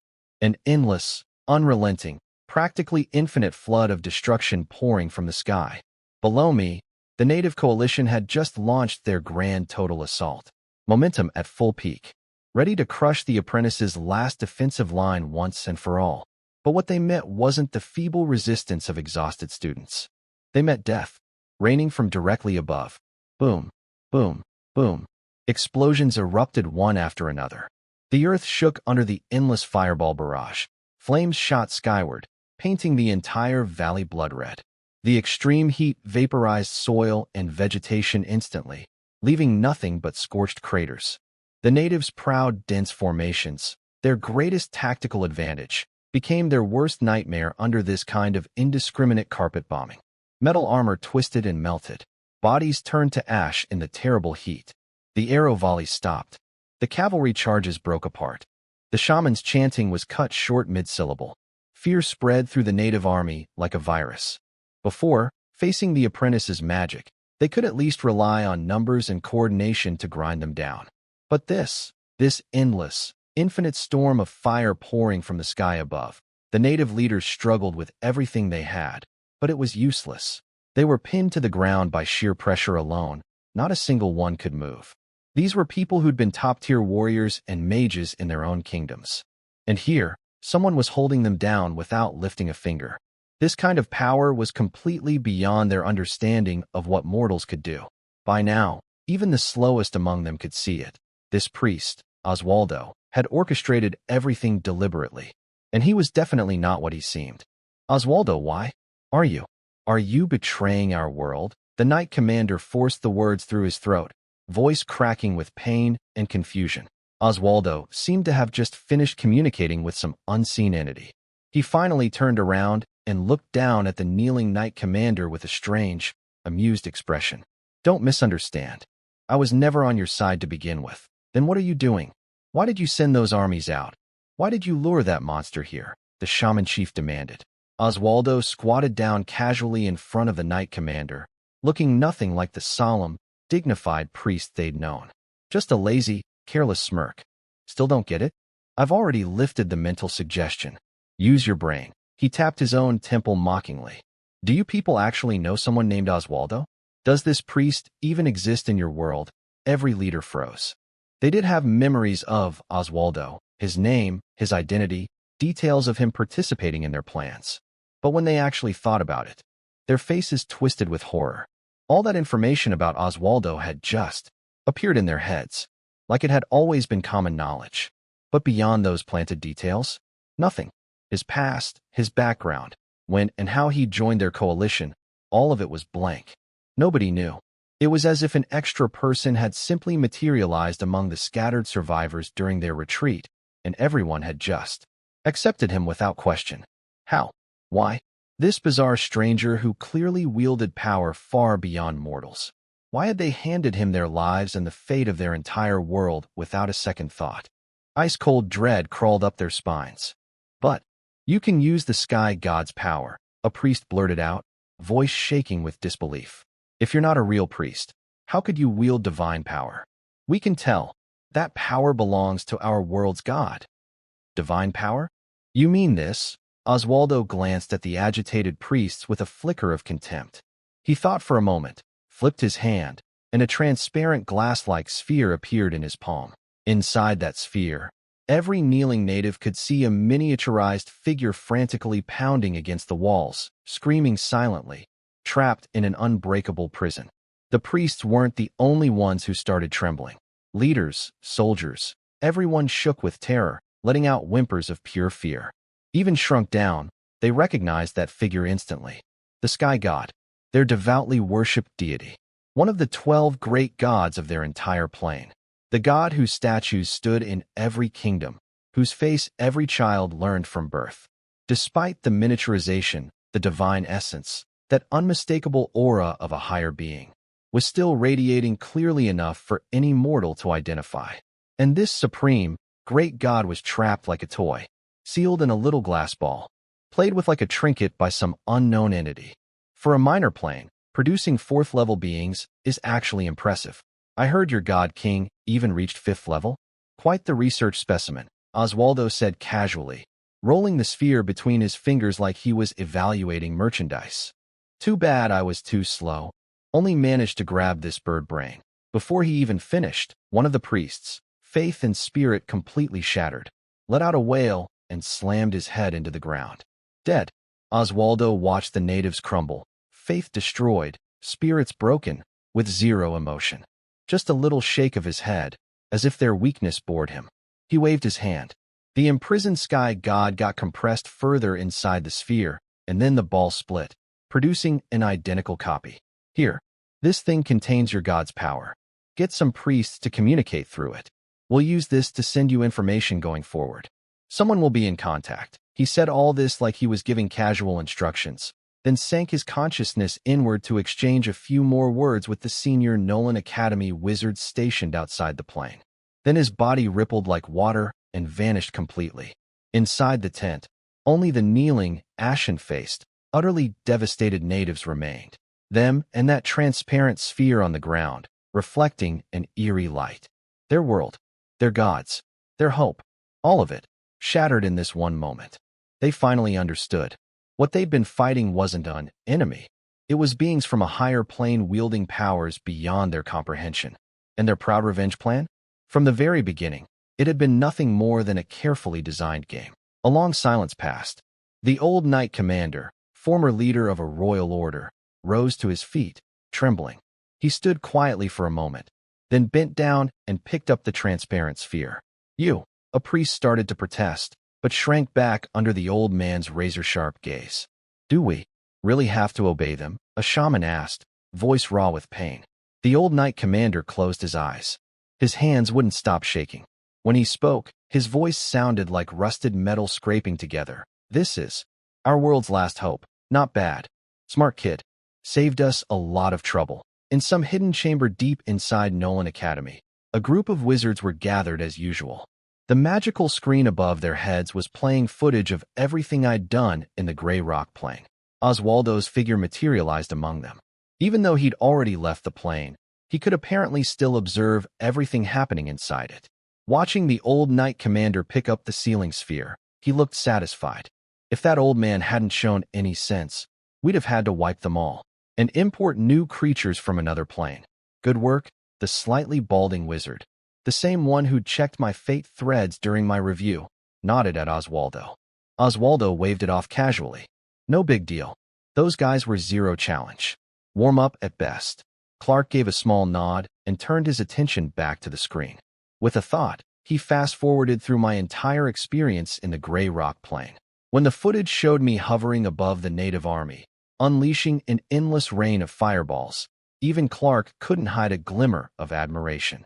Oswaldo watched alongside him, clicking his tongue in amazement. This kid's got real power, though he clearly has zero exploration drive. No wonder you guys contacted me separately to lure him toward the battlefield. But seriously, that fireball output is insane. The firing speed and sustained duration. He's practically at the level of an apprentice who's independently constructed their own fireball spell model, isn't he? He glanced at one specific wizard in the room. Apparently one of the ultra-rare geniuses who'd actually built an attack spell model during the apprentice stage. That wizard tilted his head. More or less. Different attributes, so the destruction looks different, but during my apprentice days I could probably match his firepower. His sustained output is a bit shorter than mine was, but his short-term burst is stronger. Overall, very close. He paused, watching the footage of me single-handedly carpet-bombing an entire army. But his flight skills and shield work? Those are also ridiculously good. That part one couldn't match at the apprentice level. Oswaldo smacked his lips enviously. Man, I'm jealous of these genius types. But if I'm reading the energy right, the only spells this kid has actually constructed himself are alchemy and analysis techniques. From the energy signatures. Yes, the wizard glanced at Clark. Clark nodded without hesitation. His shields, flight, and fireballs are all achieved through magical instruments. Well, obviously I could tell that. The kid basically showed his hand at the end. Oswaldo sidled up to Clark with a greasy, pleading grin, rubbing his hands together like a fly. So, can you make those instruments? I'll pay 10 times the going rate. No. Clark didn't even blink. Come on. Really can't. Really can't. So it's the kid's own proprietary tech then? Oswaldo let out a dramatic sigh toward the ceiling. Great. So I can't get custom equipment anytime soon. Among alchemy wizards, there were unspoken rules about custom orders. Normal instruments? No problem. Order from anyone qualified. But unique proprietary designs? Those wizards only sold products one level below their own rank. For a 5th-level wizard like Oswaldo, the minimum he'd want was 4th-level gear, meaning he'd have to wait until I reached 5th level before I could make it for him. That'll take forever.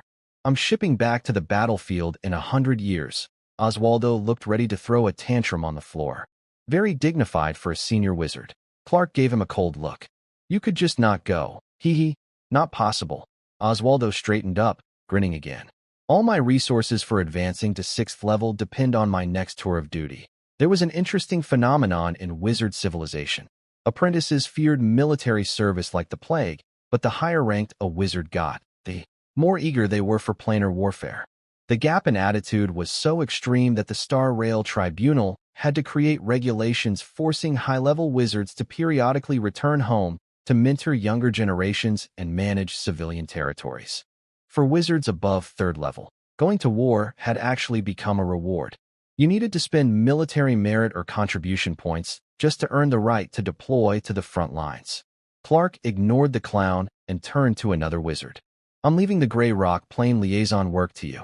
Have them rebuild their population as fast as possible. Provide resources if necessary. You want to make this trial a permanent fixture for the Academy, the other wizard caught on.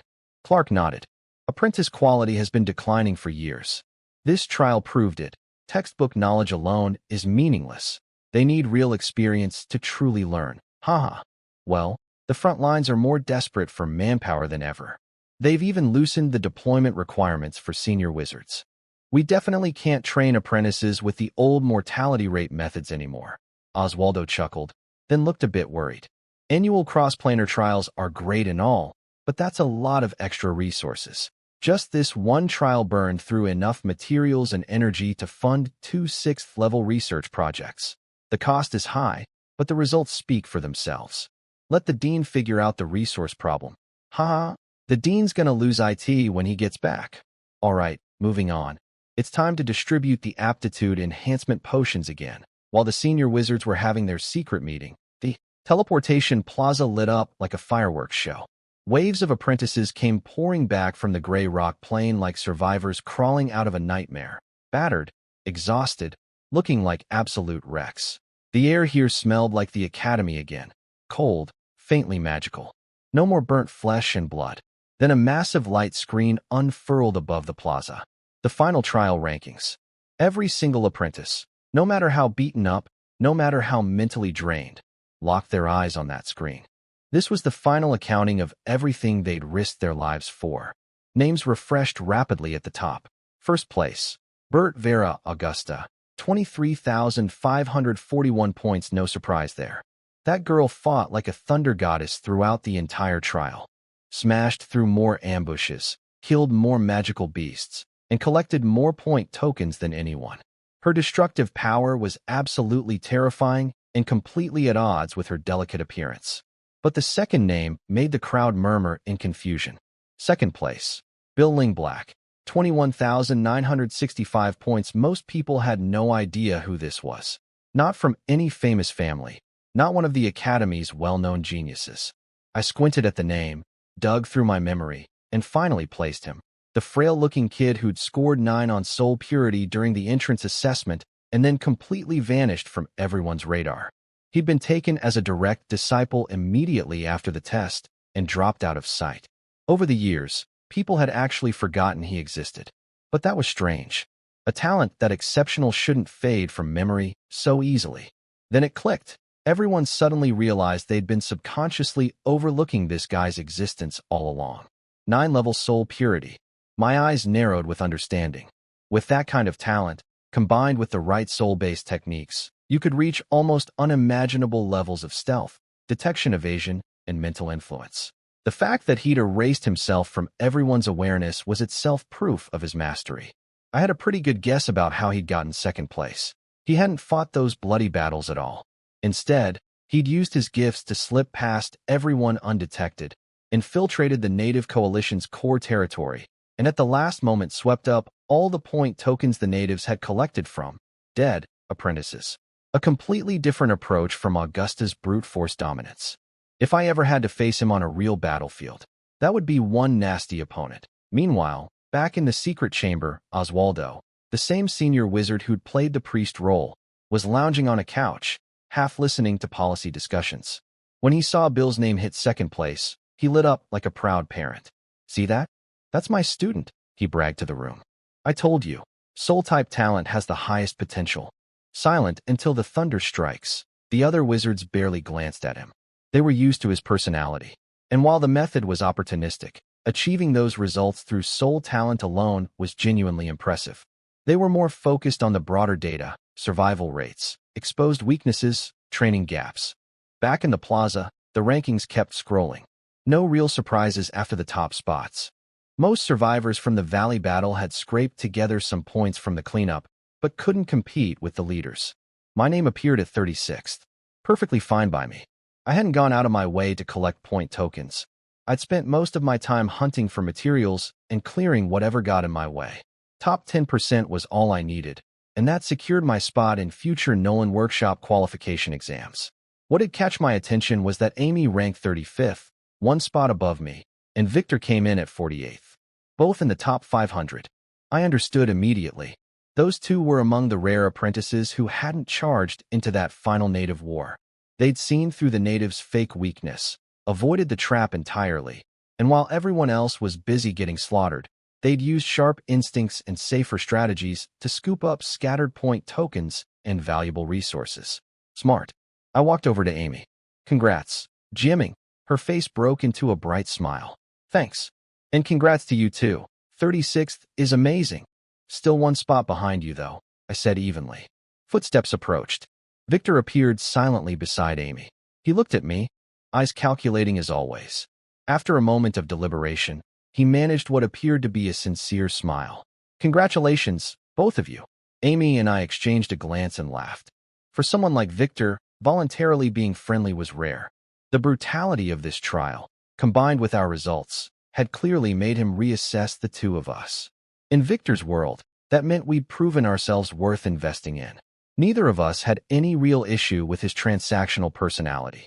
He hadn't harmed our interests, so we accepted his congratulations gracefully. Thanks. Congrats to you too, Victor.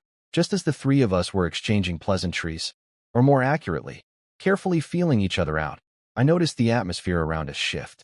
All three of us looked up sharply. Every single apprentice in the entire plaza was staring at us.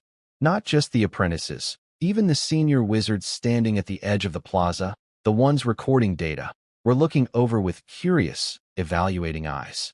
Amy and Victor both tensed up, then realized the stares weren't aimed at them.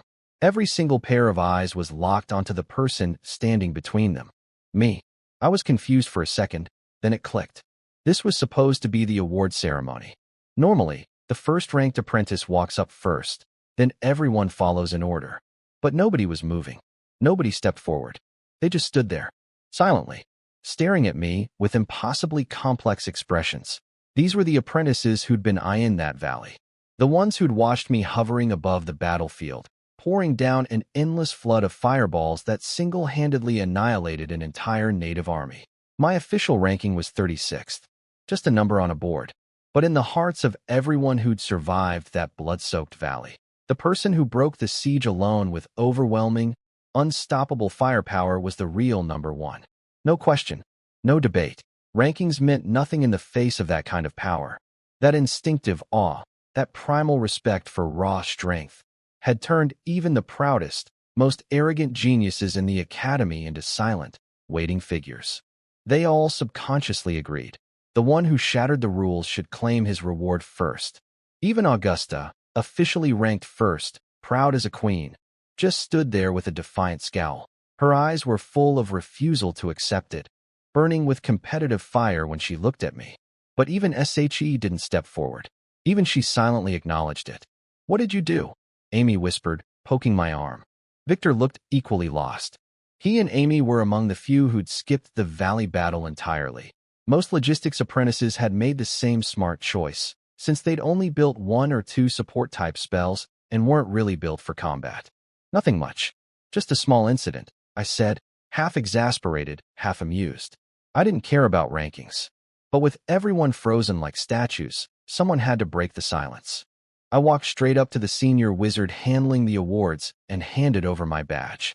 He took it without expression, scanned the data, injected a small pulse of energy, and that was it. 36th place reward, 1,000 academy credits. Not exactly life-changing. For apprentices who'd nearly died chasing scraps of points, maybe that was decent. For me, the rare materials I'd collected were worth way more. The moment I stepped back, the entire plaza exhaled. Like an invisible chain had snapped. The frozen atmosphere melted instantly, and everyone started moving, excited, calm, or disappointed, filing up to collect their rewards in order. The noise and chatter returned. But something had changed. I wasn't the quiet, slightly weird loner anymore. The looks people gave me now carried awe, curiosity, respect, and more than a little fear. Whispered conversations followed me everywhere, fingers pointing, hushed voices retelling what I'd done in the gray rock plain. The name on the board, the number next to it, none of that mattered. To everyone who'd witnessed that valley of fire, I was the most brilliant and most terrifying talent in this entire trial. I just pocketed my badge, picked up my beast hide bag, and walked away like none of it concerned me. Because honestly, my head was already somewhere else entirely, thinking about how to improve my sigil instruments and what new designs to build next. Back in my lab, I felt something unexpected, a sense of coming home. Instead of resting, I dumped out my entire bag of materials. Samples from the gray rock plain, all shapes and sizes, many radiating strange energy signatures my analysis spell couldn't fully decode yet. I sorted them into categories with a satisfied nod, then turned my attention to the sigil instruments on my belt. The damage was ugly. Out of 10 fireball sigils, aside from the one I'd used for testing that only had minor rune damage, the rest were in terrible shape. Cracked casings, warped runes, destabilized energy cores. The flight sigils were nearly all overloaded. Only the defensive sigils had survived relatively intact. What a waste. I ran my finger over a scorched fireball sigil, sighing quietly. I had alchemy skills, but fully repairing these instruments, with their precision runes and complex energy conduits, was beyond my current ability. The trial had showcased the sigil instruments' incredible offensive firepower and mobility, but it had also exposed serious gaps. Like the ambush situation, I'd had no way to detect danger in advance. In complex terrain like the gray rock plain, I had zero effective scouting capability. I'd relied entirely on passive sensing through analysis and alchemy, and both of those degraded badly in resource-rich environments.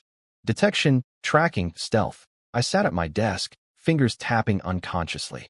Those are my next priorities for sigil instrument development. The wizard system had detection spells, magic vision, life sense, energy detection. But those all required active casting, couldn't maintain continuous surveillance, and their energy signatures were easy for enemies to detect or jam. Detection spells fall into two categories, enhancement type and scanning type. Enhancement ones were simple enough.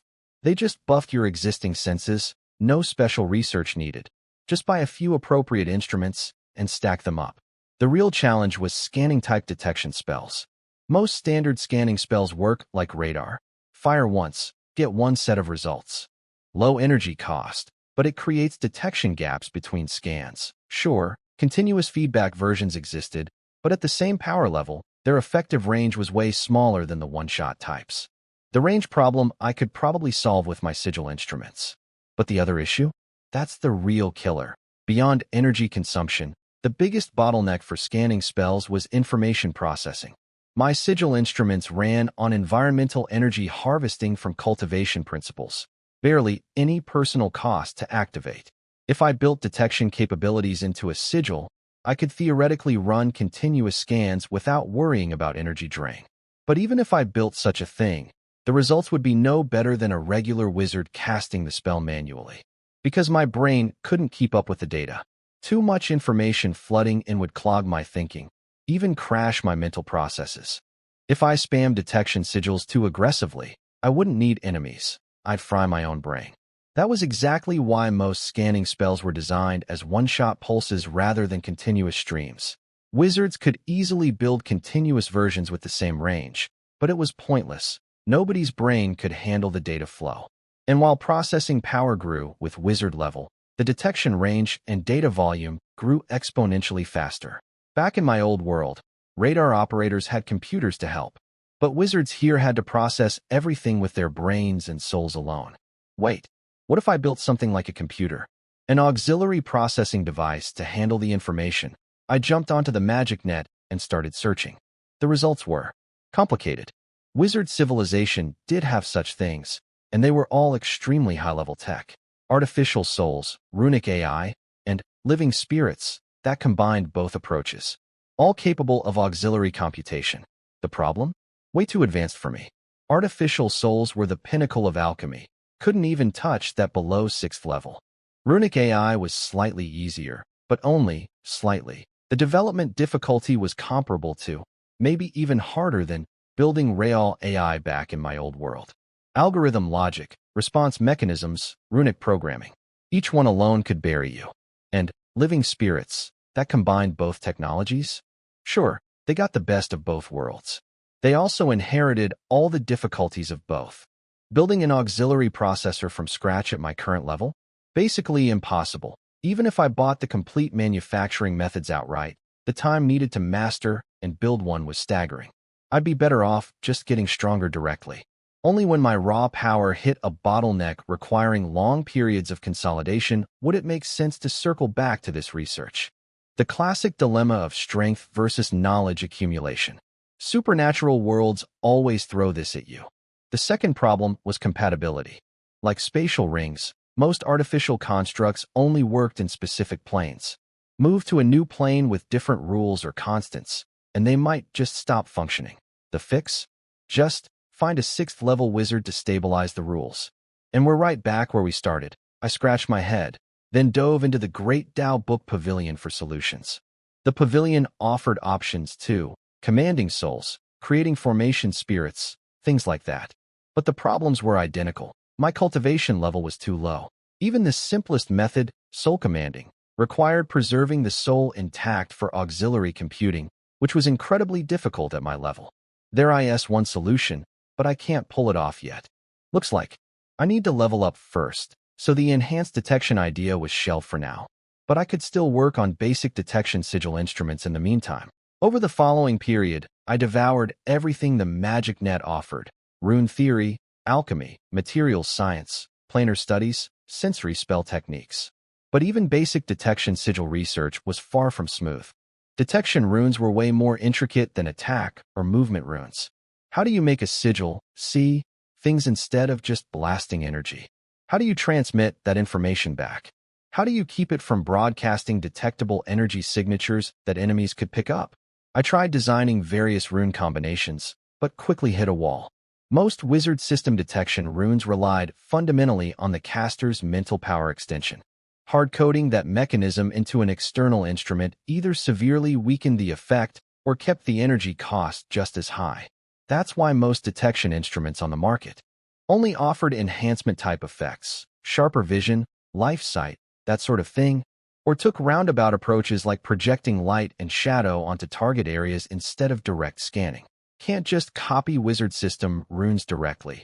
I picked up an energy-absorbing mineral in one hand and a crystal sensitive to life force fluctuations in the other. So I'll have to borrow. From cultivation methods for connecting practitioners to external objects, I carved life detection runes onto the crystal, modified cultivation style, linking runes onto the mineral, then connected both with a conduction rune. First attempt, the crystal cracked. Second attempt, the mineral blasted out energy waves more obvious than the life signals it was supposed to detect. Basically screaming, "Hey everyone, I'm scanning you," at maximum volume. Yeah, this approach needs work. I wiped the sweat off my forehead. I'd successfully linked to the crystal, but the mineral had no concept of what life actually was. Even with detection runes carved in, it was just blindly broadcasting scanning pulses outward. I needed a fundamentally different method, something with better discrimination. Back to the research. While digging through the magic net, I stumbled across a theory about planar resonance. Dense and hard to read, but it mentioned that all matter in a plane's deep structure produces faint resonance with other matter, creating a kind of mutual awareness. Lightning bolt to the brain. Resonance. What if instead of actively sending out detection waves, I used passive resonance? Resonance, I muttered. Maybe I could combine the concept of perception with materials that naturally resonated with specific wavelengths, then use runes to capture and amplify that resonance, and finally, store or transmit the amplified information through another set of runes, all without broadcasting any detectable energy. I redesigned everything around passive resonance and perception capture as the core principles. Time flew. One late, quiet night, I carefully embedded a complex array of over a dozen micro-runes into a tiny transparent crystal no bigger than a fingernail. The crystal itself was special. I'd refined it from multiple materials using the Great Tao Book Pavilion's concept extraction method. It carried a partial concept of perception and was extraordinarily sensitive to energy fluctuations. I activated the sigil. No sound, no energy ripple. The crystal just trembled slightly. I closed my eyes and reached out with my mental power. Nothing at first. I didn't give up. Using what I'd studied, I formed a deeper, resonance-style connection between my soul and the crystal. Then I felt it. A faint, blurry wave drifting back from the crystal. The life signatures of a few plants stored in the lab's storage room. It worked. Weak, fuzzy, tiny range. But I'd successfully created a prototype sigil instrument that connected to my soul through passive resonance for detection. The prototype looked like a tiny transparent eyeball. It could float in the air, sense life and energy fluctuations within a limited area, and transmit that blurry information back to me through our resonance link. I'll call it the scouting eye. Crude, but the direction is right. My eyes were practically glowing with excitement. Over the following days, I threw myself into optimization. Different materials, improved rune structures, added concealment runes, all trying to increase range and clarity while reducing the device's own energy signature. Through endless rounds of trial and failure, my understanding of runes and energy deepened dramatically. And all that intensive research inadvertently pushed my cultivation right up against its next bottleneck. Perfect timing, actually. My cultivation is holding me back. So many ideas in my head that I couldn't execute because of power limitations. The wizard system wasn't safe to advance in right now due to the contract, but my cultivation system had no such restrictions. Time to break through. Chi refining layer 7. Entering the late stage of chi refining. Not just a major increase in true energy, but a leap in spiritual sense strength and range. My cultivation felt perfectly ripe. Years of constantly tempering my true energy and soul had been like drawing about tighter and tighter. Now it was time to release. In my training room, I cranked the elemental particle concentration to maximum and sat cross-legged. Eyes closed. Full focus on guiding my true energy and spiritual awareness. The true energy inside me, normally a calm lake, started churning under an invisible force. Following my technique, I gathered and compressed that massive energy, launching it toward the next level. It was not easy. Every compression sent stinging pain through my meridians. Every surge tested my willpower. Sometimes the energy surged back like angry waves, my meridians rumbling in protest. Sweat beaded across my forehead, but my will didn't waver. My mental power worked like a relentless press, compressing again and again. Hours passed. Maybe a day, maybe longer. Crack. A soft sound, like glass shattering, echoed through my awareness. The barrier broke. True energy flooded outward into wider meridians, free at last. Total energy volume surged, becoming denser, flowing like liquid mercury. But the real surprise was my spiritual sense. It practically exploded. Before, I could barely cover 100 meters. Now, hundreds of meters, effortlessly. Everything around me appeared in razor-sharp detail I'd never experienced before. The faint energy hum of lab equipment, the tiny cracking sounds of minerals, even plant roots winding through soil underground. All of it crystal clear, like someone had turned up the resolution on reality itself. The world felt more alive, full of visible lines and patterns I couldn't perceive before. I could even sense the subtle moods of elemental particles, active, dormant, agitated. Layer 7. Late stage chi refining. Officially achieved. I smiled with deep satisfaction. This power jump was bigger than any previous breakthrough. And the first thing that came to mind? My scouting eye research. With this level of cultivation, I could build something much better. I couldn't wait.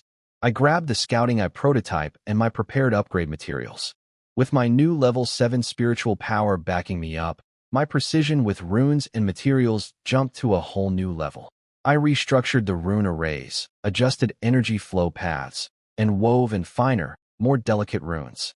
After a round of refining and reshaping, the once crude crystal transformed into something genuinely beautiful. The internal runes seemed almost alive, glowing with a soft, restrained light. Still the same crystal eyeball shape, just perfect now. This should work. I floated the new scouting eye in the air. I shut down my lab's protective barrier, activated the sigil, and connected my consciousness to it. Then I walked to the door, placed the eye silently on top of the door frame, and sat back down. This time, no more blurry, scattered nonsense. The scouting eye had become an actual eye. It projected everything within several hundred meters directly into my spiritual awareness. I could clearly see apprentices walking down the corridor, sense the life force fluctuations inside their bodies, even distinguish the faint energy signatures of the magical instruments they were carrying. And it was continuous, like having a security camera feed piped straight into my brain. As long as the eye wasn't destroyed, it kept streaming data with almost zero mental power drain on my end. Just the bare minimum to maintain the soul connection. Still had flaws, of course. Limited range.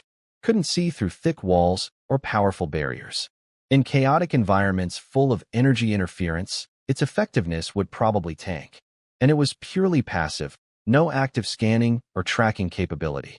Tons of room for improvement. I looked at the floating eye with burning enthusiasm. Honestly, its current range was still worse than me just actively casting my alchemy and analysis spells. But I'd built the prototype. From here, it was just optimization along the same path. I put the scouting eye back on my workbench and turned my attention to something I'd been planning for a long time. The detection sigil research had direction now. My cultivation had reached late-stage chi refining, which meant I could finally start my most important project yet. Artifact forging. Time to create my very first true dharma treasure. According to my cultivation techniques, late-stage chi refining was the threshold.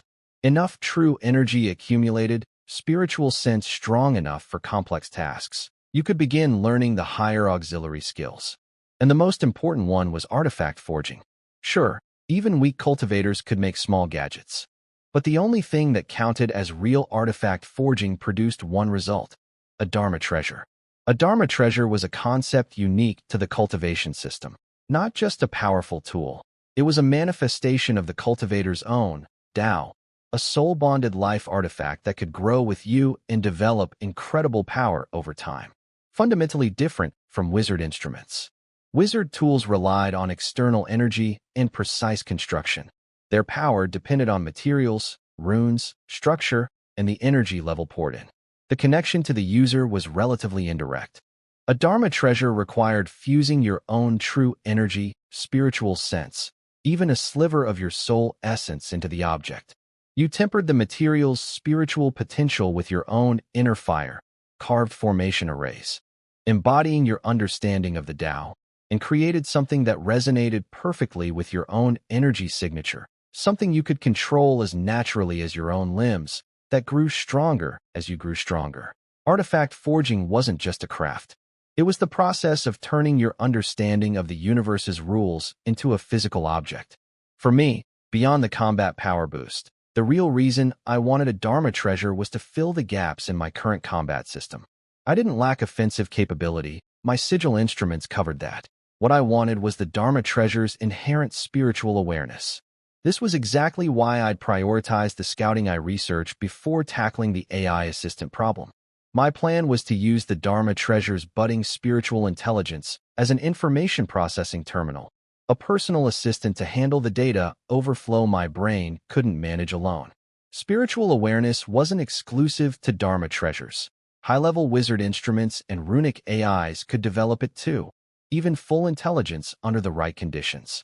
But at my current level, a dharma treasure was the only option for creating something with a spark of awareness. I sank into the depths of my consciousness and started browsing the Great Tao Book Pavilion's massive catalog of dharma treasure designs. Given the differences between the wizard world and a cultivation world, my requirements were pretty demanding. Cultivation requirement couldn't be too high. Had to use the most primitive forging methods since proper forging furnaces needed golden core level to build. Minimal dependence on spiritual energy since this world had basically none. Offensive treasures were out. I didn't need more firepower. No rare materials I couldn't source. The spiritual awareness it developed had to be strong enough for information processing. And ideally, it should cover my defensive and survival weak points. After listing all those requirements, even I felt like I was being ridiculous. But the Great Tao Book Pavilion still gave me an ocean of options. After days of browsing through that ocean, I finally found my target. Dharma treasure, the 5 aggregates rainbow mirror. The 5 aggregates rainbow mirror. According to the Great Tao Book Pavilion, once completed, this Dharma treasure let you transform into light itself with a single thought. Insane burst speed for a short time. During the transformation, you'd be immune to most physical attacks and could even phase through thin energy barriers and non-solid obstacles. The ultimate escape tool. Downsides. Plenty. 0 offensive capability. 0 defensive capability. Each use drained the vast majority of your true energy and spiritual sense. And because the escape effect scaled with your level without any cap, the proportional drain stayed brutal no matter how strong you got. Strictly an emergency panic button, not something you spam. Also, at low cultivation levels, you could only go in a straight line and couldn't control your landing point. That problem wouldn't ease up until the nascent soul stage.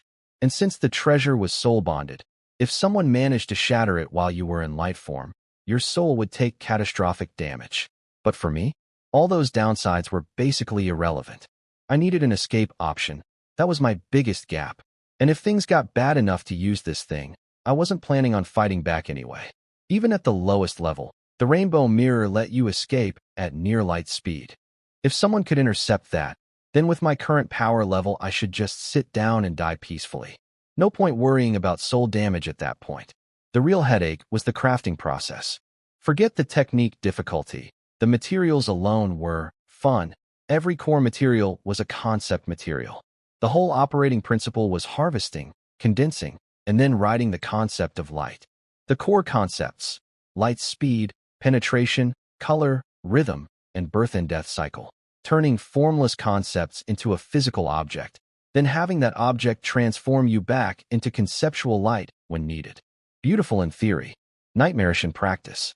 The 5 types of light I needed to collect, in plain terms: dawn light, rainbow light, moonlight, starlight, and lightning light. Each represented a unique property of light, corresponded to certain elemental attributes, and matched the 5 aggregates in the treasure's name. Every type had to be captured directly from nature using specific techniques at specific times and places. At least these were all things that existed in the wizard world. Way better than treasures requiring materials that flat out didn't exist here. The crafting difficulty is no joke though. Just the true fire requirement is a headache. No furnace needed, but I had to use true fire to temper spiritual potential, condense the artifact embryo with spiritual sense, fuse concepts into the object, then finally forge the soul bond. True fire as the spark, spiritual sense as the tool, materials as the bones, concepts as the soul, I recited mentally. These were both the most fundamental and most critical techniques of artifact forging. The rainbow mirror was basically a test of how well you'd mastered the absolute basics. First things first, let me try condensing true fire. Wizard fire spells called on external fire elements, completely different from a cultivator's true fire. True fire was hyper-condensed true energy infused with the cultivator's own spiritual essence. It could purify impurities from materials and awaken their latent spiritual potential. I braced myself for a long grind. The pavilion said ordinary cultivators could take years to produce their first true fire. Then, wait, that's IT. I'm done already. I stared at the tiny, rice grain-sized pale golden flame hovering in front of me. Total time spent, less than 1 day. Am I actually a genius? Just kidding. I knew exactly why it happened so fast. Who would have thought that all those years of practicing alchemy and analysis spells would transfer directly to true fire condensation? What a bonus. Alchemy started with using mental power to analyze everything around you. Analysis spells trained energy wave perception from day one. Both could be used on yourself. Combined, they'd given me a level of self-control over my own power that far exceeded normal cultivators without me even realizing it. True fire, done. Next step, constructing the artifact embryo, the carrier for the light concepts.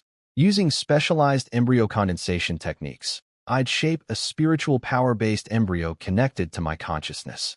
This would serve as both the treasure's foundation and the vessel for the concepts. It required fusing some of my own true energy and soul essence into the material, giving it basic, spiritual awareness and plasticity. After capturing the invisible concepts hidden within natural light, I'd use special methods to convert them into tangible forms, light essence dew, or light crystal sand. Then fuse those into the embryo through repeated tempering. Once that step was complete, the treasure would technically be formed. After that, it was just months or years of continuous refinement to strengthen the bond. Embryo condensation practice, light concept harvesting, scouting eye improvements, other sigil instrument upgrades. Oh right, I also need to study pill making and magical pharmacology. My schedule is going to be packed. I stretched and listed out everything ahead of me. The rainbow mirror's hardest part wasn't the forging itself. It was all the light harvesting, prep work. But I had time. The Nolan Workshop's academy-wide qualifying exam was still 5 years away. Plenty of runway. I looked up at the window and realized, without noticing, morning had arrived. And then a thought hit me. One of the rainbow mirror's required materials, dawn light, wood fire attribute, represents Genesis, the speed and penetration of the very first ray of light piercing through darkness as all things awaken. Must be collected at the crack of dawn, during the transition between the last moments of night and the first moments of day, specifically while the purple chi from the east hasn't fully dissipated. I looked at the sun peeking over the horizon and instinctively activated my technique, extending my hand toward the morning light. A soft, luminous glow settled into my palm. I couldn't help but grin. Good omen. Time flew by. Shortly after deciding on the rainbow mirror as my dharma treasure, I submitted an application to leave the academy and head out into the world. Made sense. Nolan Academy was basically its own self-contained little world. Extremely stable internal environment. Seeing a sunrise in here was already a lucky bonus. Moonlight, starlight, a rainbow after rain. Unless you specifically hired someone to create those conditions artificially, forget about it. So to collect my crafting materials, I had no choice but to go out and travel. Thankfully, as a second-level cultivation agreement target, I had privileges equivalent to an official wizard, which meant I could actually get permission to leave. Without that status, just gathering raw materials would have been a nightmare. But after leaving the academy, I didn't rush straight into material collecting. Instead, I actually did what my application said. I traveled around and explored different regions. After all, since transmigrating into this world, I'd spent my entire previous life stuck in a tiny medieval town. Same small-town scenery, day after day, year after year. Then one random day, the local lord's servants showed up at our house and announced I'd tested positive for wizard talent. But whether it was traveling to the lord's estate or arriving at Nolan Academy, everything had been through teleportation arrays. And back then I'd been so terrified that I hadn't spared a single thought for sightseeing. I have to say, though, the wizard civilization's talent pipeline system is impressively thorough. I couldn't help making that observation after leaving one of the cities. My sightseeing tour didn't last very long, though, because I quickly noticed something unsettling. Across Nolan Plain No. 13, no matter which region I visited, every city looked like it had been stamped from the same mold. Besides minor clothing differences due to local climate, everything else was almost identical. Not just customs and culture, even city layouts, the number of surrounding villages, their distribution patterns, all eerily similar. The wizards had calibrated the entire civilization's productivity with remarkable precision. Most people could eat well and live comfortably as long as they worked hard enough, but getting genuinely wealthy wasn't easy either. Basic education taught only fundamental literacy and math, just enough so that new recruits arriving at the academy wouldn't need remedial lessons. Even in the most remote little villages, the wizards had, luckily, what I needed were concepts, not physical objects. As long as the light qualified as moonlight in people's understanding, I could harvest the concept from it. Full moons were rare on Nolan Plain number 13, roughly once every 3 months. And tonight was the night. Standing on a highland peak, I bathed in that cold, cleansing moonlight and ran the specialized light harvesting technique from the Great Tao Book Pavilion. Moonlight's concept was nothing like dawn light. No explosive force. Instead, it carried a quality of stillness, restraint, like something that could quietly seep into everything. When my spiritual sense touched the moonlight, I didn't feel impact. I felt a gentle embrace. I patiently guided my true energy like weaving a soft net, capturing that sense of tranquility and endlessness. When I snapped back to awareness, I saw a warm glow nestled deep in my energy center. Without hesitation, I pulled out a bottle of rootless pure water, basically dew infused with spiritual energy. Easy enough to make by simulating condensation conditions in my lab and saturating an area with true energy.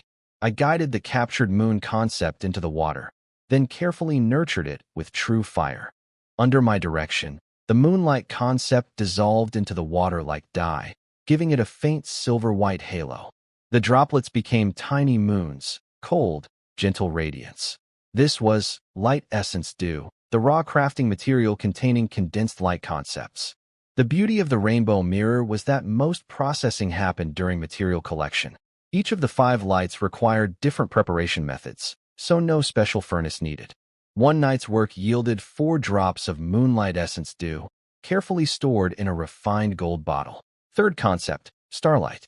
Starlight carried the concepts of distant anchor and constant guide, the quality of unchanging light piercing through infinite void, always pointing to a fixed direction. Collection required a clear, moonless night with visible stars, which was annoyingly hard to find on this plane. I traveled to a massive desert deep in the continent's interior. Zero light pollution. The night sky looked like black velvet studded with billions of jewels.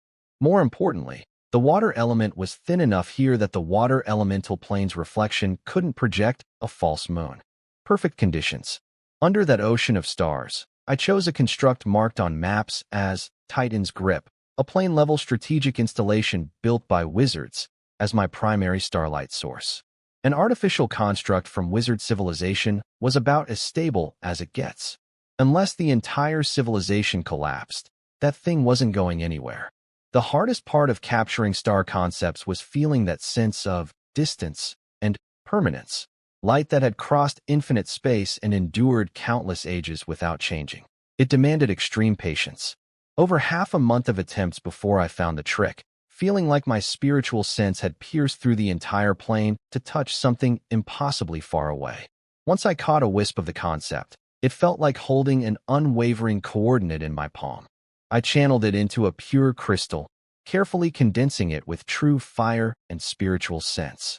The star concept solidified into a tiny grain of light crystal sand that sparkled with stellar radiance. No sharpness like dawn crystal, no softness like moon dew, just a steady, anchoring pull towards something distant. Several more moonless desert nights later, I had 3 portions of starlight crystal sand. 4th and 5th concepts. I collected both during the same event. I specifically sought out a region with unique weather patterns and waited an entire month during dry season for a massive thunderstorm. Lightning light contained the concepts of instantaneous force and tearing power, the most explosive and dangerous of all 5. To harvest it, you had to get close to a lightning strike and capture the lingering electric afterglow before it dissipated. I positioned myself at the highest point of the storm center, surrounded by protective sigil instruments as insurance. When a blinding purple bolt ripped through the sky with a deafening crack, I activated my technique simultaneously, plunging my spiritual sense into that brief flash of aftermath. Pure explosion and destruction, violently uncontrollable power. The instant my senses made contact, it felt like my brain got struck by electricity. Searing pain. Through sheer willpower, I locked onto that wisp of concept and slammed it into a lightning-sensitive crystal. Crack. The crystal split open, but inside, a grain of crystal sand blazing with fierce purple-white light stubbornly survived. It radiated a feeling of extreme eruption and tearing, like it might detonate at any moment.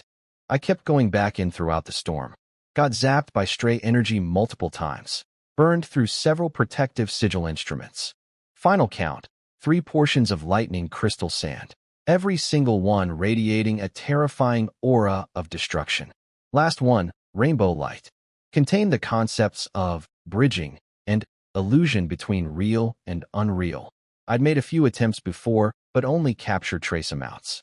After the thunderstorm cleared, a spectacular double rainbow appeared across the sky. Perfect.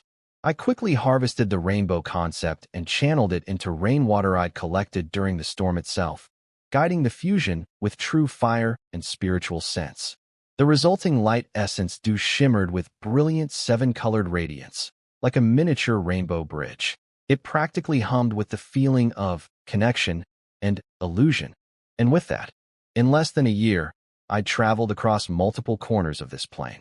Mountain peaks at dawn, moonless deserts, post-rain grasslands, raging thunderclouds. 5 types of light concepts, successfully collected. Each carrier material glowed with its own unique radiance and conceptual signature. I packed away every precious sample with extreme care. Next step, forging the heart mirror itself. I had the soul of my dharma treasure. Now I needed to build its bones and flesh, condensing the artifact embryo and binding it to my consciousness. After collecting all 5 types of light concept materials, I headed straight back to my private lab at Nolan Academy. After all this research, I had the next steps memorized. The process boiled down to fusing the concept-infused essence, dew, and crystal sand into the artifact embryo. But first, I needed to create that embryo. An artifact embryo wasn't something that physically existed from the start. A cultivator had to use their own purified true energy and a sliver of soul essence to condense a phantom projection inside their mental sea. It was the Dharma treasure's foundation, the anchor point for concepts, intimately connected to the cultivator's consciousness. The bridge between formless and physical. According to the Great Tao Book Pavilion, this was supposed to be extremely difficult for a late-stage qi refining cultivator. Normally, you'd need special formations to concentrate spiritual power or expensive rare medicines to stabilize your focus. Otherwise, years, maybe a decade or more of daily visualization practice, slowly hammering that wispy mental image from illusion into reality. A grueling test of talent, patience, and resources. I prepared for a long war. My original plan was to finish this treasure before deploying to the front lines. That was the plan. I sat cross-legged, pulled my consciousness inward, and entered my mental sea. That vast, familiar space of chaos spread before me. My soul sat at the center like an anchor, surrounded by 9 massive truth runes that were constantly devouring elemental energy from outside. So much energy that colorful vortexes had formed around each one. Ignoring the spectacular scenery I'd gotten used to, I projected my will into my soul core and began following the pavilion's instructions, trying to condense a phantom projection of the heart mirror. And then I realized this wasn't nearly as hard as I'd expected. In fact, it felt almost familiar. My soul opened its eyes inside the mental sea, wearing a thoroughly confused expression. After a moment of thought, I beckoned, and 2 golden spheres that had been hovering at the top of my mental sea floated down. Of course, the principle of condensing an artifact embryo in the mental sea was shockingly similar to constructing truth runes and spell models in the wizard system. Both processes involved taking abstract theories, concepts, and rules, then building stable, functional spiritual structures inside your mental sea. Truth runes were especially close. Wizards condensed their understanding of universal rules into powered runic structures. That was basically identical to the concept-bearing work needed for a Dharma treasure embryo. I'd done this kind of precise mental construction literally thousands of times. My understanding of how to manipulate, shape, and stabilize abstract concepts in my mental sea was leagues beyond cultivators at my level. And best of all, I could cheat. Without hesitation, I switched to wizard meditation practice. Fragments of truth rune structures began forming in my mental sea. Normally, wizard apprentices could carve extra truth runes beyond the standard 9, but extras wouldn't function and would actually block advancement to first-level wizard. So no sane apprentice would do it. But I didn't want complete truth runes. I wanted the components, the geometric building blocks that made up each rune's internal structure. I cherry-picked the pieces I needed and recombined them for my own purpose. In less than 1 month, I successfully condensed a palm-sized, semi-transparent little mirror in my mental sea. The artifact embryo of the 5 aggregates rainbow mirror. Pure crystallized spiritual power, glowing faintly, seamlessly connected to my soul. An extension of my very being. Now came the most critical and dangerous step, fusing the 5 concept materials into the embryo. I pulled out all 5 precious samples: dawn, rainbow, moonlight, starlight, lightning, each radiating its own unique glow and aura. After centering myself, I sank back into my mental sea and positioned the heart mirror embryo at the focal point of my consciousness. Then, very carefully, I guided the first material, dawn light crystal sand, into my mental sea with spiritual sense, steering it toward the embryo. The instant the dawn crystal touched the phantom mirror, it erupted with blazing golden red light, its power surging violently against all containment. The embryo shook hard, hairline cracks spreading across its surface as if it couldn't withstand the conceptual impact. I stayed calm. I'd studied this process inside and out. This was supposed to happen. The embryo and the concept needed to shatter and reform together repeatedly before they could truly merge into one. Like forging steel, break it, fold it, hammer it, repeat. Of course, the cultivator had to provide a little help during this process. I ignited my true fire. A pale golden flame rose from my energy center, guided by spiritual sense, carefully threading into my mental sea to wrap around the heart mirror embryo. The true fire wasn't just heat. It served as a catalyst and bridge, activating and connecting the concept materials to the embryo.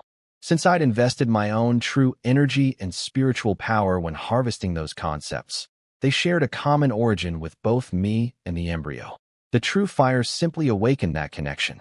Meanwhile, my powerful spiritual force acted like invisible hands, carefully guiding the dawn concept as it flowed through the mirror, settled in, and fused layer by layer. The drain on my resources was staggering. Maintaining the true fire consumed massive amounts of true energy, while the precision work of guiding concept fusion pushed my mental power control to its absolute limit. This was where having two cultivation systems really showed its value.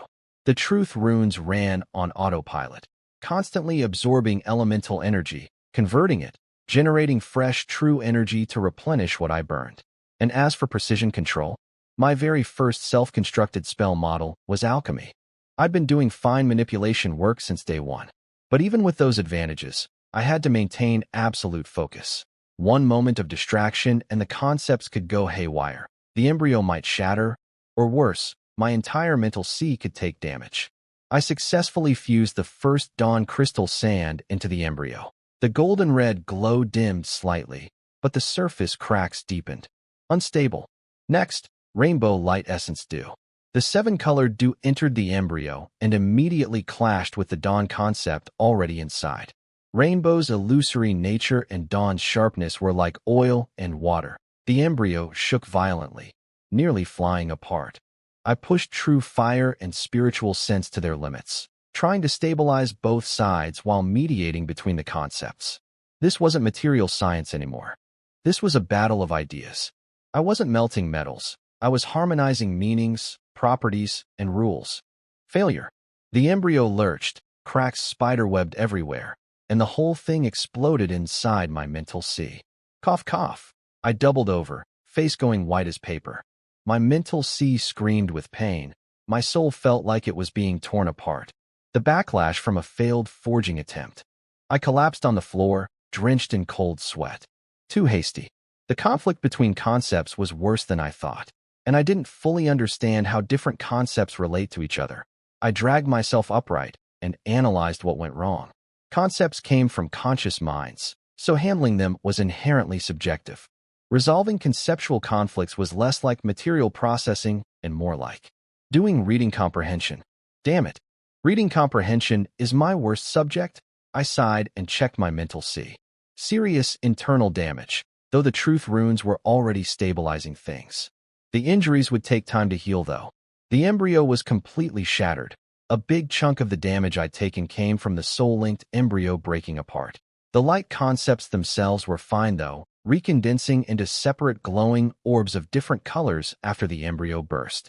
A normal cultivator in this situation would spend weeks recovering, then another year or two rebuilding the embryo from scratch. They say late-stage chi refining can forge dharma treasures. Yeah, theoretically.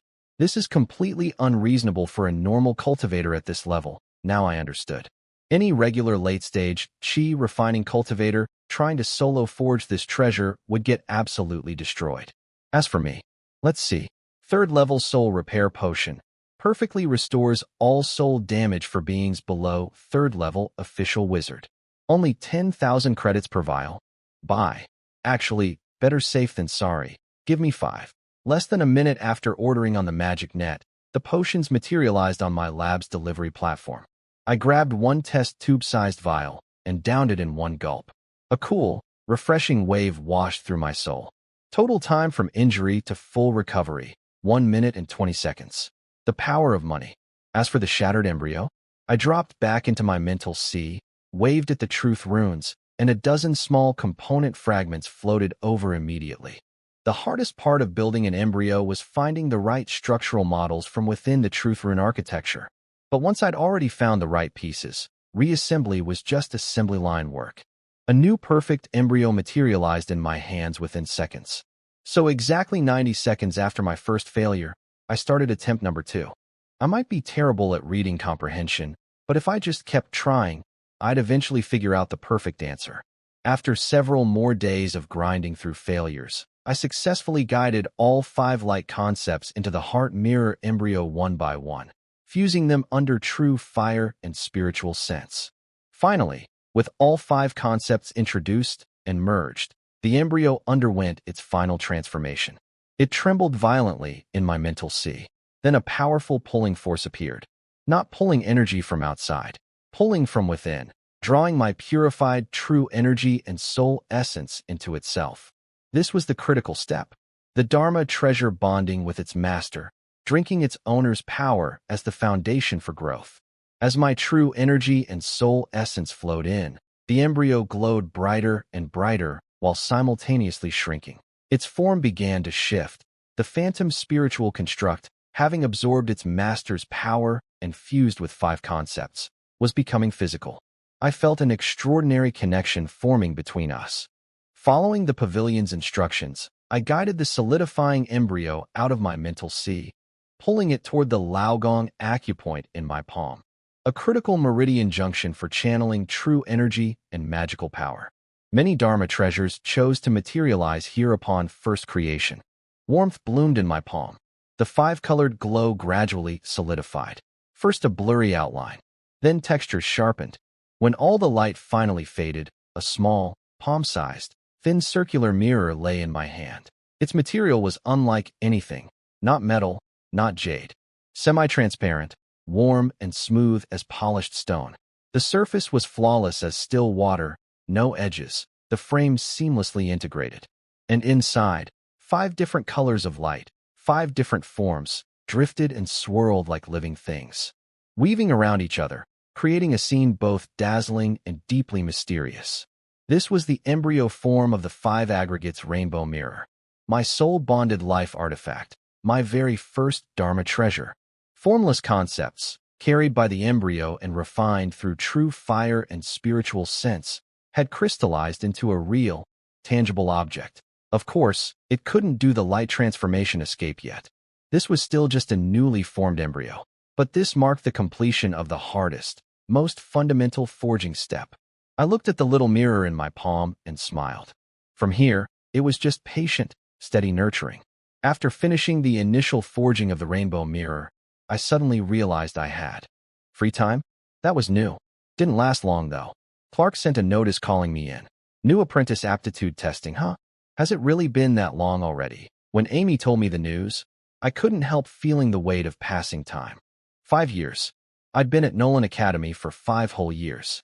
From a clueless newcomer to a late-stage chi refining cultivator, 3rd-level wizard apprentice, with multiple extraordinary skills under my belt, I'd carved out my own unique path in this massive magical institution. And per academy tradition, every 5 years came a big cycle, sending off the old batch of apprentices who'd completed their 10 years of study, while welcoming the new recruits selected from cities across the plain. My 5-year mark put me right at that transition point. The academy was buzzing with activity. The giant plaza was decorated with lights, old apprentices hauling luggage and saying their goodbyes everywhere you looked. And then there was another group drawing attention, the wizards returning from the front lines. After 5 years of combat duty, they got pulled back for a 6-month rest period, partly to decompress and digest their battlefield experiences, and partly to serve as success stories for the incoming freshmen. I didn't feel much about any of it. The departing seniors weren't close to me, and welcoming new apprentices had nothing to do with my research. A knock at the reception room door. Amy, and I looked up to see Victor standing there. Victor, you got summoned too? Amy waved him over. He nodded with a hint of awkwardness. After the Grey Rock plane trial, his attitude toward me had shifted from arrogance to a complicated sort of equality. And after hearing about what I'd actually done there, that equality had become uncomfortable for him. But Victor was socially skilled enough to adjust quickly. You both got the notice? Looks like Clark called all of us in. Probably assigning tasks. Speaking of tasks, Amy made a face and whispered, I heard the Academy's handing out a ton of boring assignments. Seeing off old apprentices, hosting returning wizards, and, get this, being plants in the new apprentice crowd. Plants? I blinked. Yes, we have to blend in with the new kids and pretend to be all starstruck by the returning combat wizards, hyping up their heroic achievements. Remember when we first enrolled and those fellow freshmen were gushing about the returning fighters? That was the previous batch of US. It all clicked. Those enthusiastic, new students who'd been so vividly describing frontline battles when I first arrived. Planted upperclassmen. I'd even made fun of them at the time. Wizards were nothing if not practical. Even their success showcases came with hired hype men. Are these tasks mandatory? I asked Victor. He shook his head, adjusting his sleeve. The Academy basically never assigns mandatory tasks outside of contract obligations. But the pay is generous enough that most people don't refuse. I've already accepted one. Hosting this batch of returning wizards. I heard they're all coming back from the Shadow Plane. Amy said, eyes curious. That place is supposed to be brutal. They might have trouble readjusting to Academy life. We'd need to show them around. Explain what's changed. Victor paused. Clark paused. Looked at me with a hint of approval. The Academy wants you to produce as much refined gold as possible. We'll act as middleman and sell it for you. Free of charge. All credits from sales go to you. Sell? I raised an eyebrow. This is just the Academy restocking its own supplies with extra steps. If you want to see it that way, that's roughly accurate. Just without the processing fees. Clark gave a dignified nod. He thought for a moment, then smiled, eyes deep and calculating. The Academy needs refined gold. For returning wizards, for reserves, for research. We provide raw materials and sales channels. You provide skill and labor. It's a partnership. How much refined gold does the Academy need, roughly, about that? Clark didn't answer directly, just repeated one thing. The returning wizards are coming back from the Shadow Plane. My eyelid twitched. Message received. They were basically gearing up to invade an entire world. The amount of refined gold needed for that was absolutely astronomical. You could work me to death, and I still couldn't fill that order. Don't flatter yourself. Clark shot me a look. Nobody said the Academy depends entirely on you. You're just one small piece of the war preparation system. Refined gold is just one small category of anti-corrosion materials. The real heavy lifting is done by senior alchemy wizards. All you need to do is burn through the Academy's stockpiled raw materials. I blinked, pulled out my portable MagicNet terminal, and logged in to check. The Academy didn't know my production method, but I wasn't naive enough to think they hadn't figured out the primary ingredient was gold. No matter how many decoy materials I ordered alongside it, that particular secret was no secret at all. One glance at the Academy's inventory, and I nearly flung my terminal across the room. Over 10,000 cubic meters of gold. Even with my improved abilities, converting all that into refined gold in a short time frame would turn me into a dried-out husk. Is it too late to back out of this task? Absolutely not. Clark's tone left zero room for negotiation. If you hadn't checked the inventory, maybe. But now that you've seen it, you're not going anywhere. Why? Why? Was it my imagination, or did Clark's smile just turn distinctly sinister? 3 days ago, the Academy's gold reserves were only about 100 cubic meters. He leaned in with a menacing grin. Gold, a material with limited uses that's annoying to collect. How do you think the Academy gathered over 10,000 cubic meters in just 3 days? I involuntarily stepped back from that smile. Then I noticed the faint dark circles under his eyes. Then the alchemy department badge on his chest. It clicked. Alchemy. Correct. Clark suddenly lunged forward and grabbed my head with one hand. He dangled me in front of his face like a baby chicken. His voice was low, heavy, and dripping with the exhaustion of an overworked corporate drone, I got dragged out of my lab and forced to do 3 straight days of manual labor. If you dare quit this task, I will transmute you into gold. Okay, I get it. I understand everything. I accept the task. I grabbed his wrist with both hands, legs flailing helplessly in the air. His grip was actually perfectly controlled. I could have broken free with a little effort. But seeing the sheer resentment radiating off him as he tried to drag someone else down with him, I figured going along was the smarter play. Besides, it wasn't actually a bad deal. The Academy was buying at market price and providing free raw materials. Just a lot of hard work ahead. Sigh. Watching me go completely limp in his hand like a dead fish, Clark's expression softened. He opened his fingers and dropped me. Stop moping. This task was issued by the workshop through the Academy. Complete it, and you earn 10 points of military merit. High-grade merit, no less. This is a prime assignment. Other people couldn't get it if they begged. Military merit, that's right. High grade. The instant I heard that, my dead fish act evaporated. Eyes bright, spine straight, fully energized. The military merit system worked similarly to the Academy's credit system. Value-wise, they weren't wildly different, but the exchange rates mattered. Academy credits to low-grade merit was roughly 10 to 1. High-grade merit? About 100 to 1. But the real difference was in what you could access. Academy credits only worked within Nolan Workshop territory. Step outside and nobody honored them. Military merit, though, low-grade merit, issued by the Star Ring Federation, was valid across the entire Federation.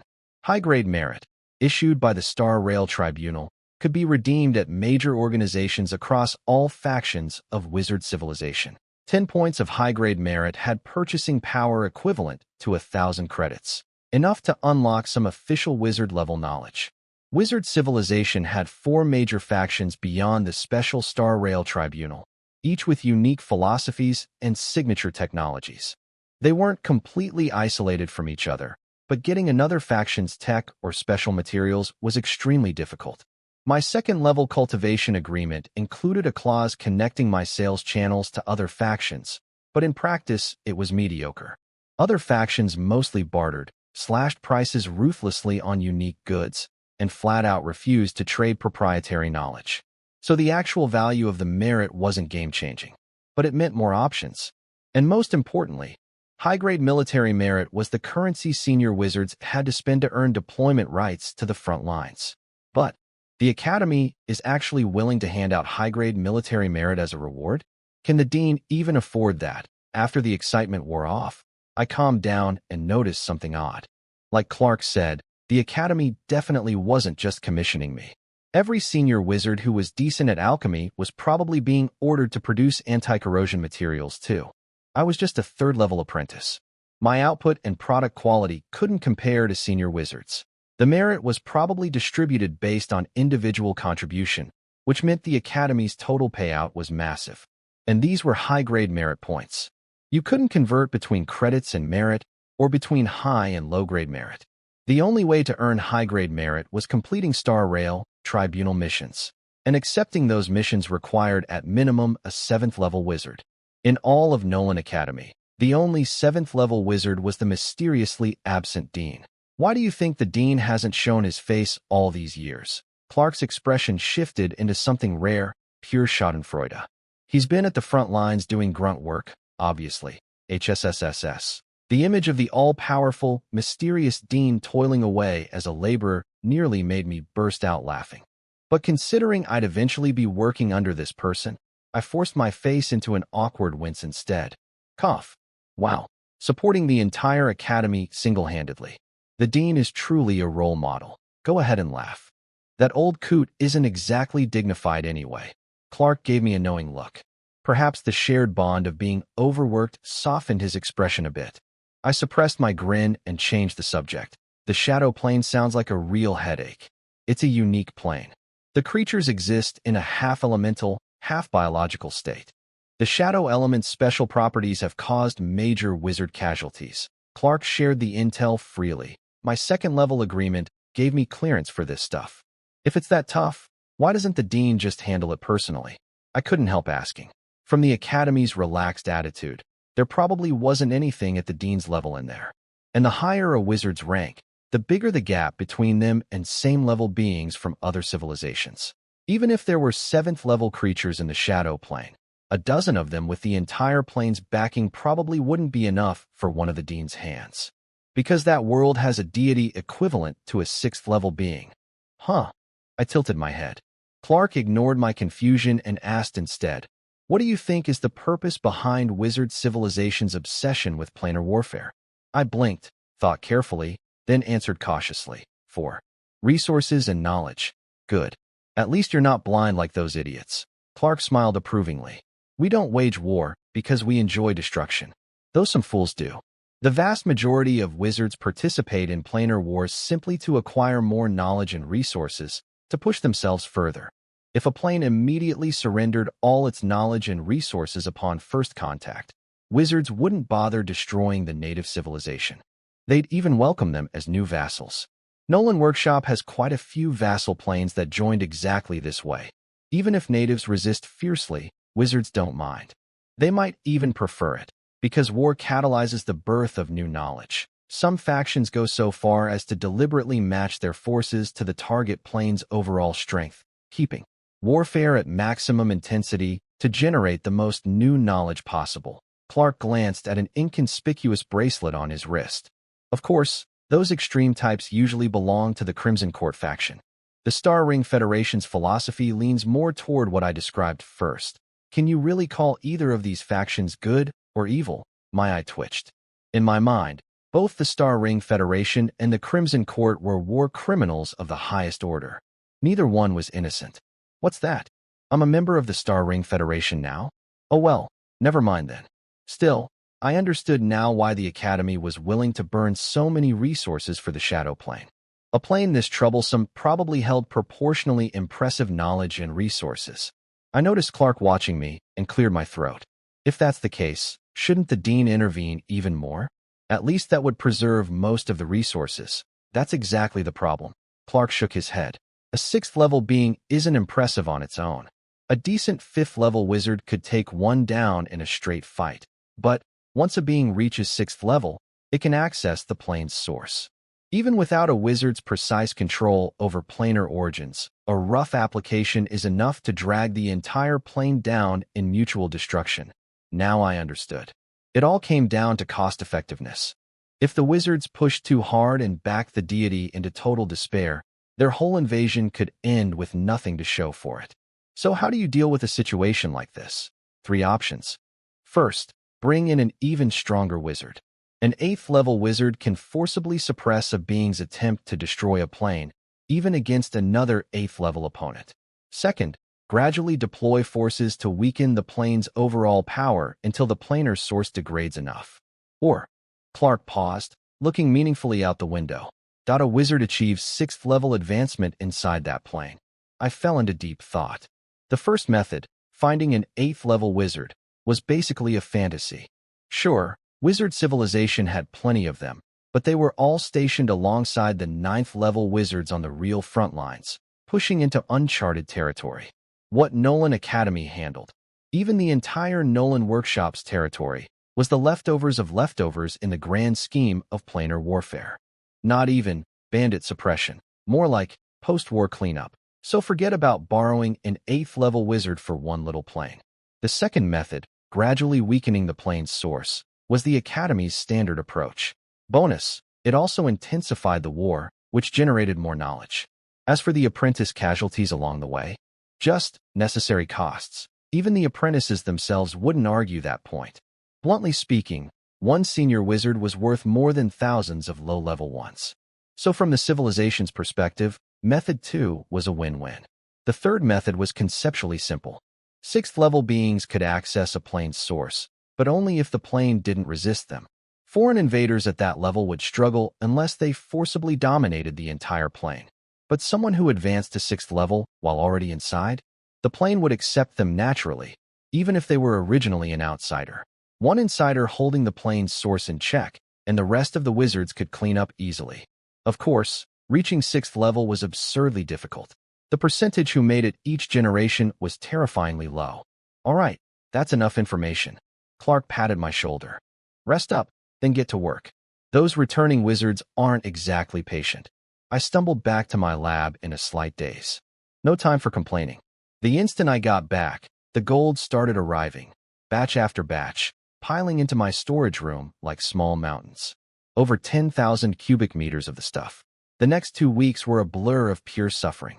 I knew the refining process by heart, so to keep myself from literally dying, I built an efficient production line, true fire at the core, combined with material processing arrays and energy conduction techniques borrowed from Wizard Alchemy. I plugged myself into the assembly line as the central component. Pale golden true fire burning day and night without pause. Gold blocks fed into the processing array, entered the true fire zone, got refined. Massive true energy consumption, constantly replenished.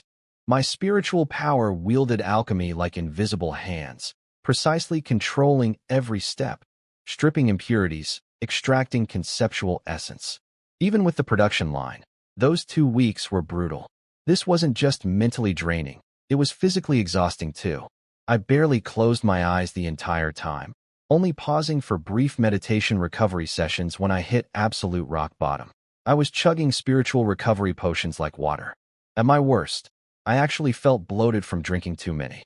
When the last batch of gold went through the line and spat out a final gleaming ingot of refined gold, I let out the longest sigh of my life. I walked out of my lab with dead eyes. The sunlight hit my face, and I squinted like a mole emerging from underground. Body felt completely hollowed out. Red-rimmed eyes. Hair a total mess. Now I understood why Instructor Clark, a 6th-level wizard, always looked slightly disheveled every time I saw him. I ran into Amy and Victor at the plaza. They'd apparently just finished their own assignments. Jieming, Amy yelped the second she saw me. What happened to you? You look like you just crawled out of a mine shaft. Victor stared too, visibly shocked. He knew I'd taken the Academy's big commission, but hadn't expected a workload heavy enough to wreck someone who was normally so composed. Just finished a big job. Little tired, I said, rubbing between my eyebrows, voice hoarse. What kind of job does this to a person? Amy pressed. Materials processing. It was rough. I kept it vague. Victor was curious too, but we weren't close enough for him to push. Though I caught a flicker of something in his eyes. Not just surprise, but almost envy. Other apprentices got worn out too, sure, but something about the way I looked right now reminded him of the senior wizards. A broadcast announcement interrupted us. The farewell ceremony for the graduating apprentices was about to begin. We stayed and watched from the edge of the plaza as the batch of apprentices who'd completed their 10 years of study followed their instructors toward the teleportation array. Heading to some frontline plane. Heading to war. I wonder which plane they're being sent to, Amy murmured. Victor recalled something from conversations with his father, probably the shadow plane. I heard that one's really difficult. They'll need reinforcements. The shadow plane. That's rough luck, Amy whispered. I heard the fighting there is intense. Normally, one graduating class of Nolan apprentices was enough to conquer an average plane. Costly, sure, but manageable. If a single class couldn't finish the job, that meant the plane was seriously dangerous. Could be worse. I offered a different perspective. At least the shadow plane situation is already well documented. They can adjust their spell models and equipment beforehand. Way less dangerous than exploring a completely unknown plane. 10 years of elite training counted for something. Even facing an extremely intense battlefield, going in prepared meant they wouldn't be caught completely off guard.